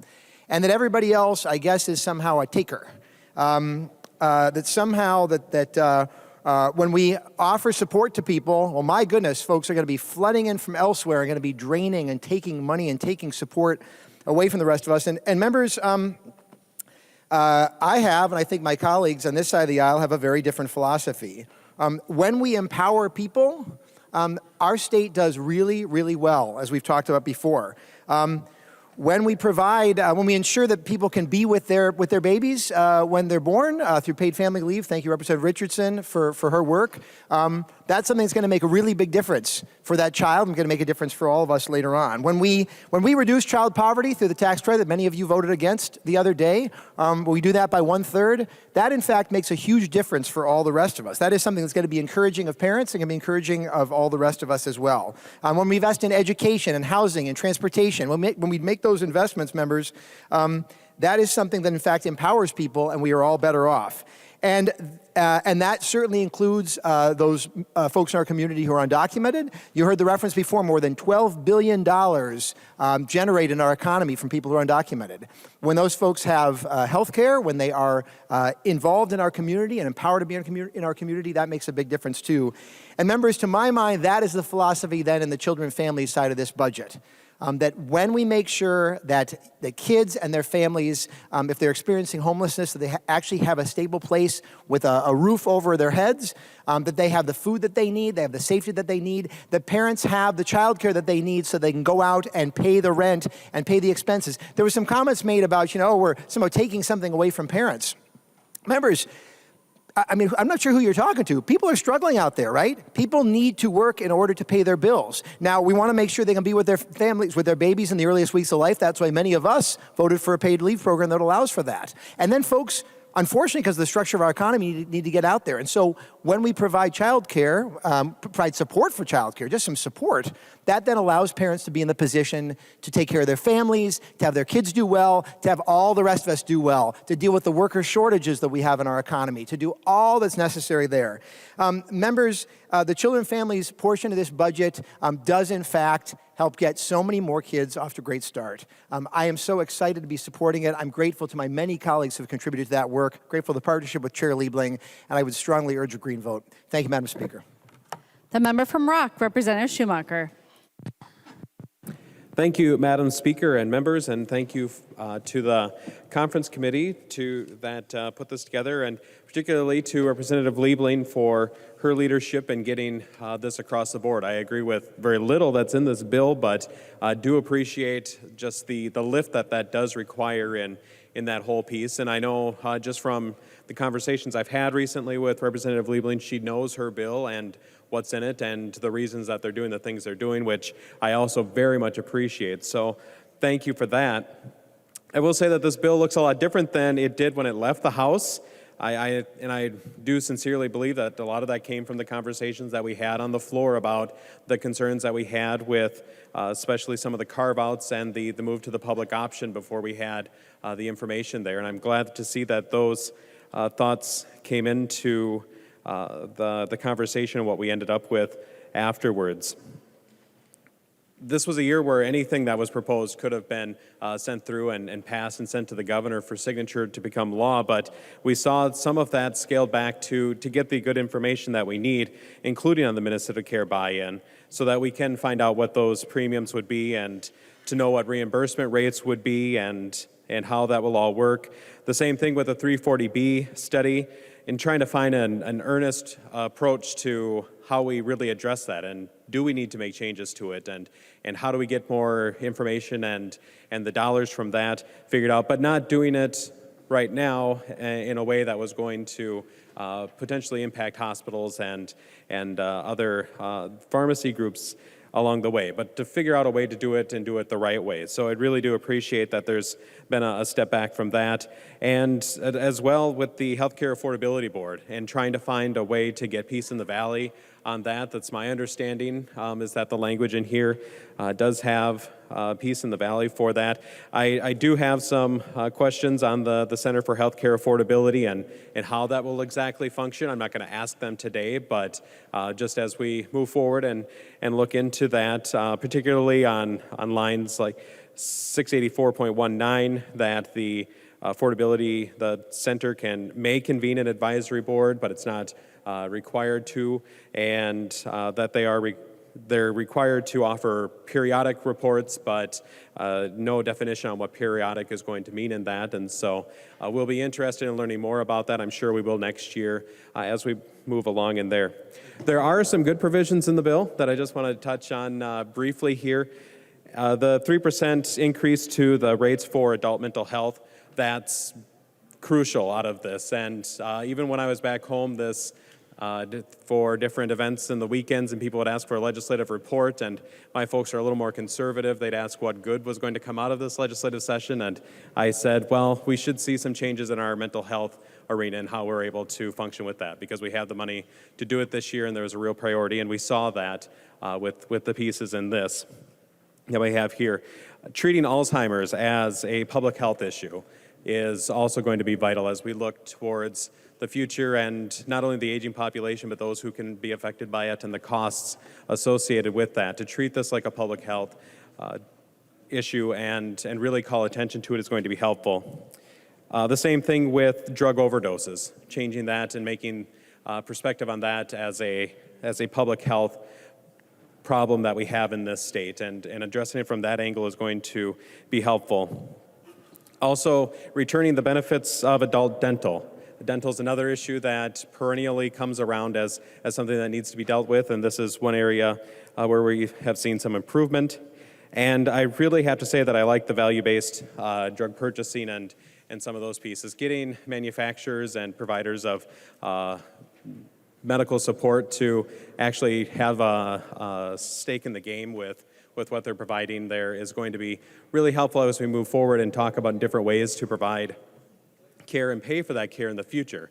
Getting people to have some value and have that in there is going to be helpful. I do have some concerns, though, as we move forward with this bill, and a lot of it we've talked about and heard about from many people on the floor today. Of course, the changes in the language on abortion is a concern of mine, but we've adequately addressed that, I feel, in the discussion today. Funding removal of the positive alternatives is another area. We talked about the fetal death records, the certificate of birth. I'm still trying to figure out all of that information, as well as the adoption reporting pieces that we have there. Just still trying to figure out some of those parts. I was sorry to see that the House wasn't able to maintain their position of having general funding for the 811 program, and so we'll see that turn into a tax, but I know that was a strong position from the House to try and keep that so that we didn't raise more fees on people at a time when we have $17 billion budget surplus. There are some concerns with the Minnesota Care expansion for undocumented immigrants. I've been asked before how anyone would be able to do both, expand their immigration laws or abilities to be in the state, as well as provide a deeply subsidized health care, and just how that balance ends up. I've never been able to figure out how that works. I know Representative Franson made points to that too in her remarks. Maybe I'll find out after a couple years with this program in the state. I'm optimistic that if it's going to happen, it should be successful. And so we would like to see that. I do have concerns as well with the hospital rebasing and trying to make that a priority, and would have liked to have seen that as a priority this year. There are some problems that I have, or concerns that I have as well with the public option piece that we have there. I'm glad to see that it was pulled back to be more of a study. As Representative New Brindley pointed out, though, the study piece of it lasts for 9 months, and she talked about the timeline for that and what that's going to require to get the actuarial firms hired and moving forward with that. And I would just remind folks that this is at the same time that the department's going to be working on unwinding from the COVID emergency. And they're going to be stretched pretty thin on a lot of these things. And so this is going to be one more piece that they're going to have to look at. One bit of advice for the department as they're looking for those firms.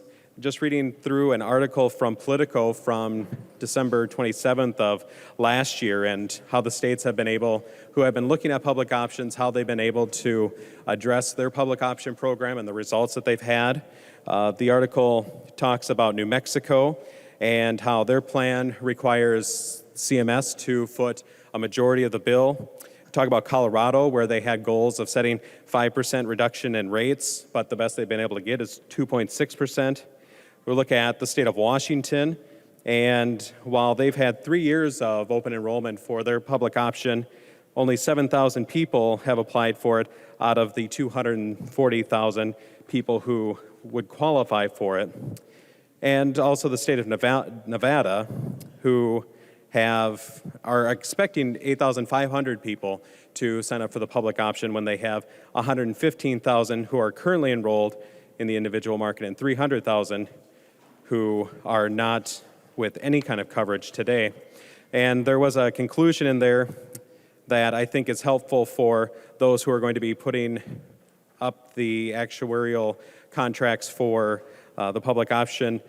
Sabrina Corlett from the Health Insurance Reform Center at Georgetown University said, "I don't know that any state has hit upon the magical solution that's going to bring costs down." And that was in reference to the public option. And so as we look at this, my recommendation would be to the state of Minnesota to not hire the same people that these other states are hiring if we're going to find a new solution for this. The other piece of concern that I have today is the elimination of managed care.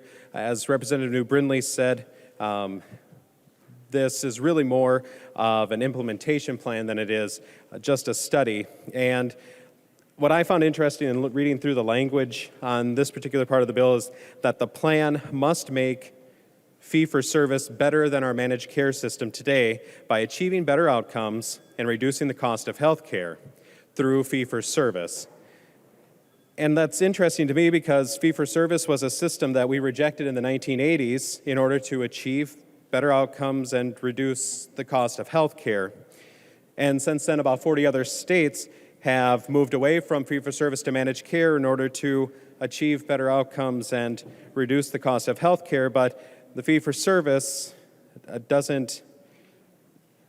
moving back to that system isn't going to get us where we think that we're going to go when everyone else is moving in the other direction. So to conclude today, Madam Speaker and members, I unfortunately cannot support the bill that's in front of us. I do think that we have issues within this bill on how it will destabilize our current insurance market. I am concerned that it raises fees at a time when we have a $17 billion budget surplus. The 600 new employees that need to be hired for this, the 65% increase to the Department of Health base, and more than $1 billion in new spending at a time when we're denying basic rebasing for our hospital systems. For those reasons, I would recommend a no vote. Thank you, Madam Speaker. The member from Olmsted, the author of the bill, Representative Liebling. Thank you, Madam Speaker and members. Well, I usually don't talk for a long time, and I won't this afternoon. I know everyone's ready to move on, but there were a few things that I do want to respond to that I listened to today, and I do appreciate a lot of the discussion that I heard. It's really interesting. I heard from Representative New Brindley about wanting to know the reasons for abortion, and she said something about if it's economic, we want to know that. Well, gosh, we've known that for years. We've been getting those reports for years. And we've known a lot of people do say that it's for economic reasons. And here we are, the DFLers are doing something about that, not just collecting the information, but actually making it easier to have a child and bring one up. I mean, wow. I just wow. I do want to also, it's so interesting, some of the discussion. Members, I really have been listening intently to you as you've been talking. And some of what I heard has just pretty much blown me away. Representative Hudson, you talked a lot about health care. It's a service in relationship, talking about how it's personal. There's no public interest in your son's case. About privacy, and if you replace privacy, it becomes political. We shouldn't be interposing how we want to do things. Man, I would have thought you were pro-choice after listening to all that. My goodness, the theory behind that is exactly the one that I ascribe to. That, this is a very personal issue Point of order, for Madam people. Speaker. I'm not seeing Representative Franson. Please state your point of order. Thank you, Madam Speaker. I rise to a point of order. Mason's 124 personalities, and I don't think she should, and motives. I don't think Representative Liebling should be casting her opinions upon Representative Hudson. I think members, we're all at our best when we don't characterize what other people think. It happens a lot on this floor. Representative Liebling. Thank you, Madam Speaker. And I think Representative Hudson can, anyway, he can answer, I think, for himself. Yes, he can. Anyway, I do want to, kind of respond to a point that a number of members have made about the born alive issue. First of all, there has been reporting, and if you really look at the statutes, what is reported, these people have been saying 5 were reported as having been born alive after abortion. If you look at the statute about what is reported, what is being reported, it's not actually infants that were born alive after an abortion. So you're not getting the information you think you are there. And it's very, very misleading. But what I can tell you is to respond once again to something that I keep responding to on this, and that is the idea that by taking this awful legislation out of our statute books, that we are somehow making it okay not to treat infants who are born alive. And that is not what we are doing. That is not true. That is false. It is not legal, and it will not be legal after this bill becomes law, to leave an infant that is born alive without appropriate care. That just isn't true. You don't need that born alive law to protect infants against infanticide. Infanticide is, in fact, illegal. Infanticide is illegal. It's been illegal, and it will stay illegal after this bill becomes law. There's just no question about that. So, but the idea that every infant that is born alive should have intensive intervention is also false. Now, I want to go back to something that Representative Backer has said a couple of times on this floor at different times, and I so much appreciate his service doing as a EMS, right? He is absolutely, and he speaks from his experience, and I believe he's very, very sincere.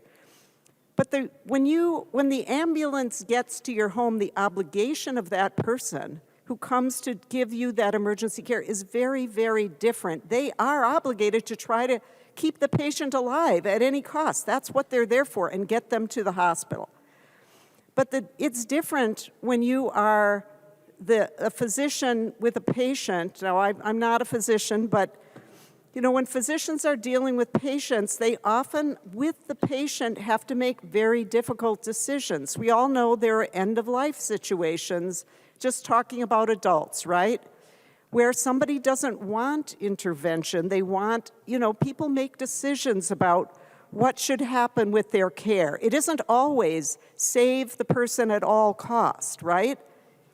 And when we're talking about an infant, often, maybe not often, but sometimes infants are born with very severe life-threatening conditions. There was just a story, I think in the New York Times, I was trying to find it here quickly on the floor and I couldn't, but it was a story about a family where they found out at 20 weeks that the infant had a very bad anomaly, and the kidneys were not going to develop, and they didn't.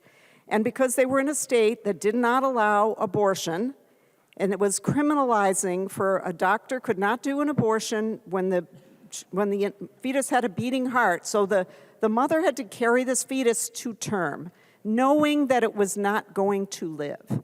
And she did.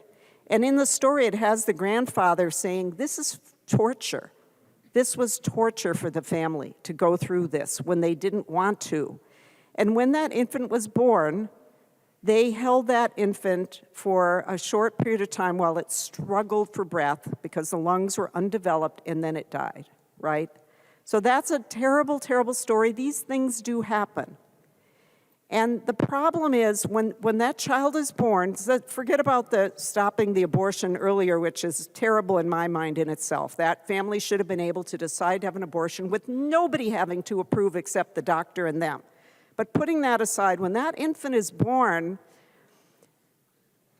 that family should be able to decide with their doctor what kind of intervention is appropriate or none.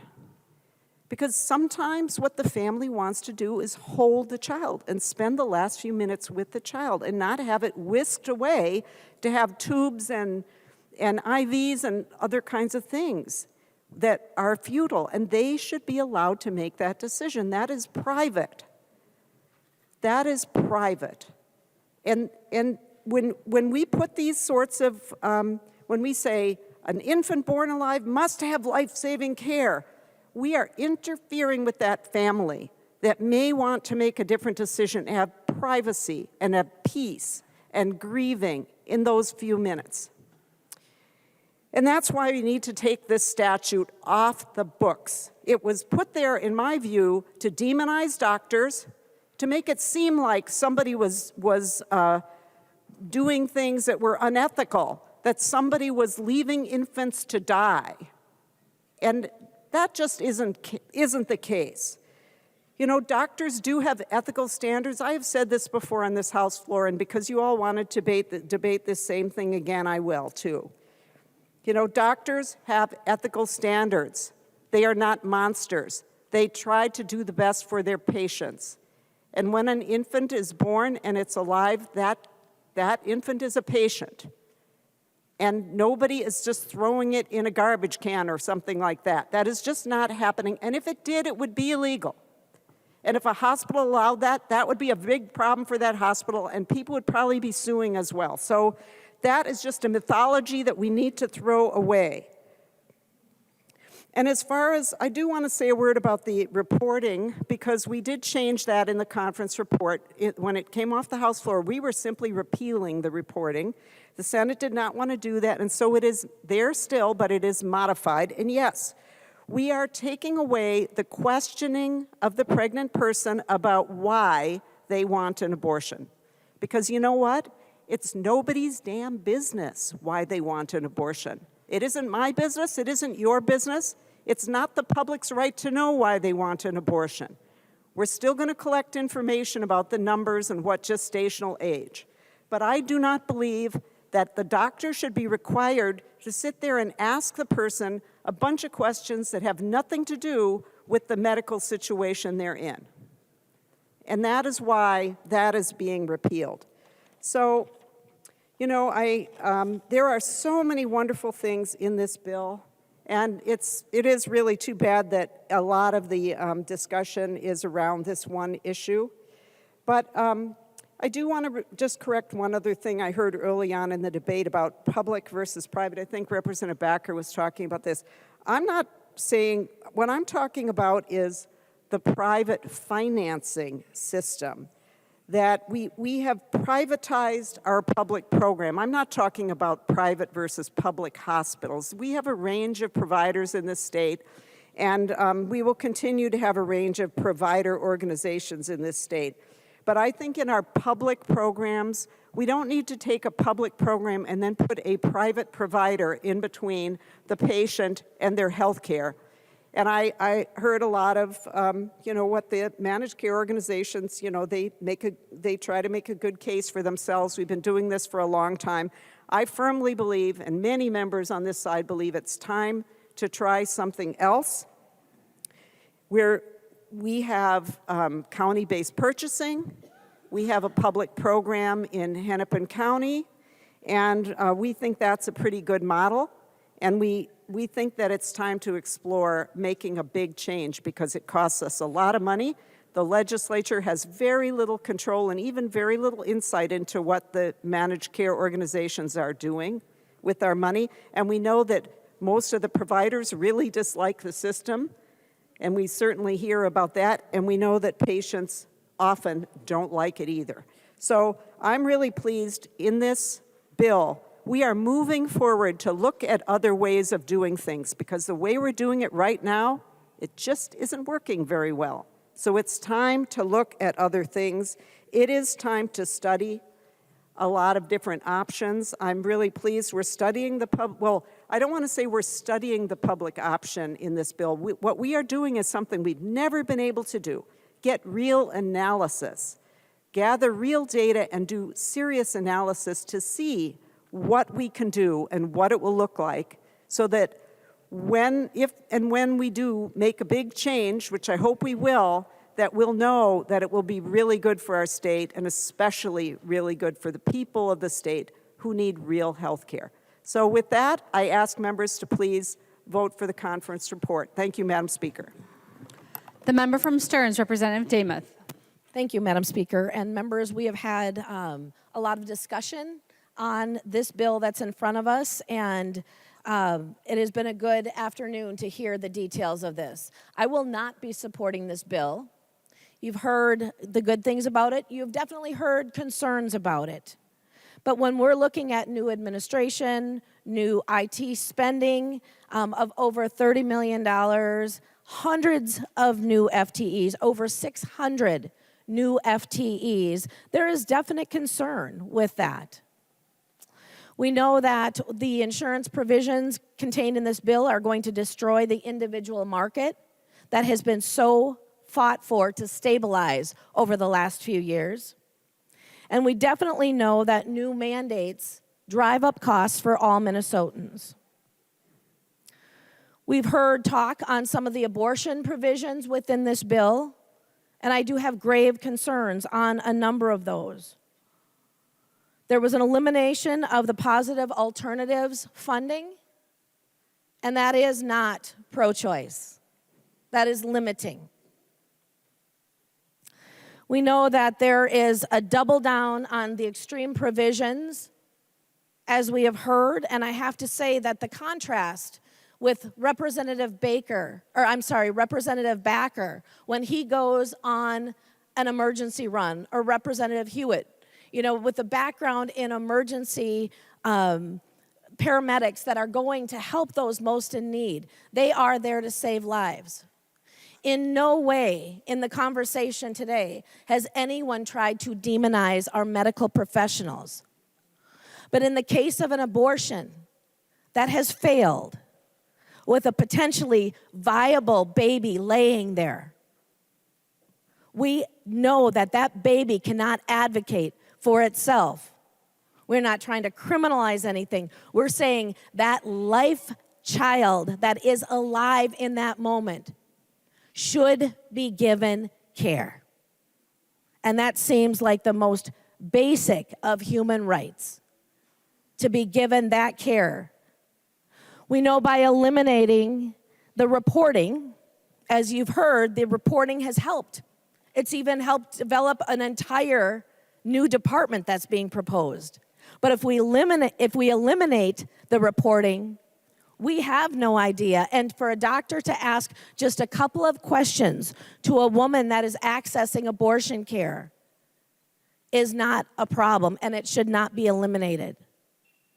We also heard from the majority, from Representative Liebling, saying that possibly Representative Hudson was almost pro-choice. Madam Speaker, would Representative Hudson yield for a question? He will yield. Representative Demuth.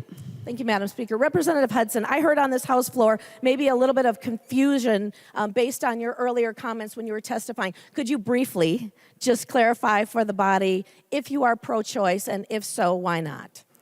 Representative Hudson. Thank you, Madam Speaker. Thank you, Leader Demuth. I'm pro-liberty, and liberty is the ability to make choices without the initiation of force from others. And the condition that you need in order to be able to do that, the prerequisite for it, is being alive. And so, this idea that choice is something that's exercised by the decision to end the life of another person, a person who you have responsibility for and custody of, I find abhorrent. Amongst the choices that are available to us, killing people because we find them personally inconvenient is not on the list. Representative Demuth. Thank you, Madam Speaker, and thank you, Representative Hudson. I appreciate you clarifying so the entire body knows where you stand. I appreciate that. Some of the other things in the children and families portion of this bill, and I am an advocate for childcare and have continued to work on that. But one thing that I want to point out is we know, as Chair Pinto has alluded to, the conversation over the last few years with potential and proven fraud within CCAP. When we had said a number of years ago that there was $100 million in CCAP fraud, that was actually pushed off saying that could never happen. That's too extreme. There's no way there could ever be $100 million in CCAP fraud. Well, I think that has been debunked this year when there has been found to be over $250 million of fraud in Feeding Our Future. And every time there is even a dollar that is lost to fraud, that takes away the needed funding from children, from parents, and from child care providers. And we have to be serious on fraud and preventing it, holding those accountable and preventing it. We know that we have lost over 700 family child care providers since just July 1st of 2021. But in this bill, and what has been heard on this floor, there is almost an attack against family child care providers and making it harder for them to continue to do the work that we need. The Department of Children, Youth, and Families has been talked about, and that will become law. We know it can be signed into law. But anytime that you combine the work out of different departments, common sense would say that there should be, in that consolidation, a reduction. We should not be growing government in one place to do the work that has been done by multiple other departments. That should be a reduction in government. Unfortunately, with this, we are looking at over 112 new FTEs in this department alone in the year 2025.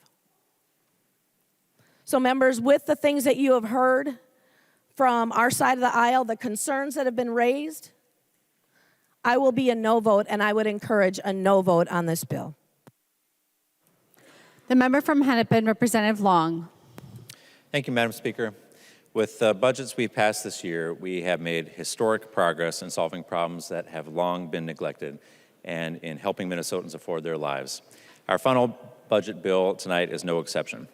Healthcare costs are skyrocketing and Minnesotans are suffering as a result. Most Minnesotans on the individual market buy bronze plans with an average deductible of $7,000. That is catastrophic coverage only and means Minnesotans are delaying or not seeking care they need with often tragic results.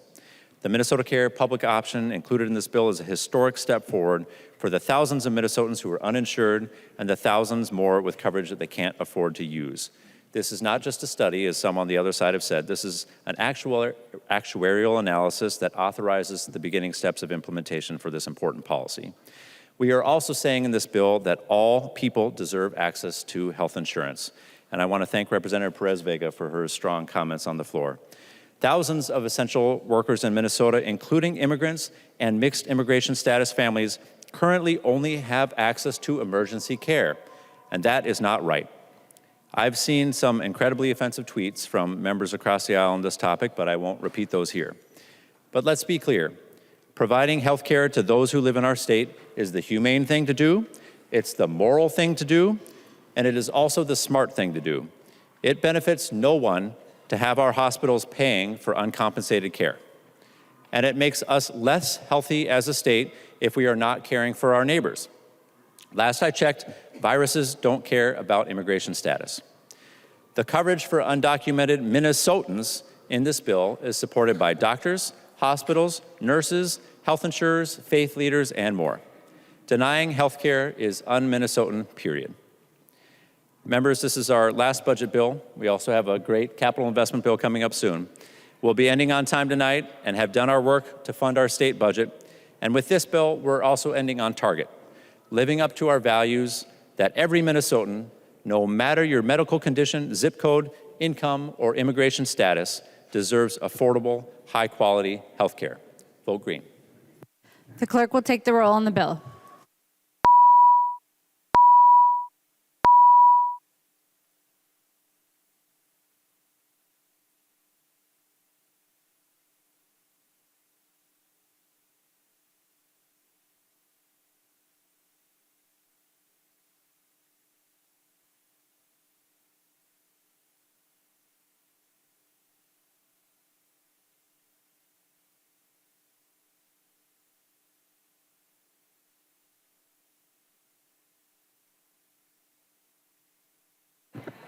The clerk will close the roll.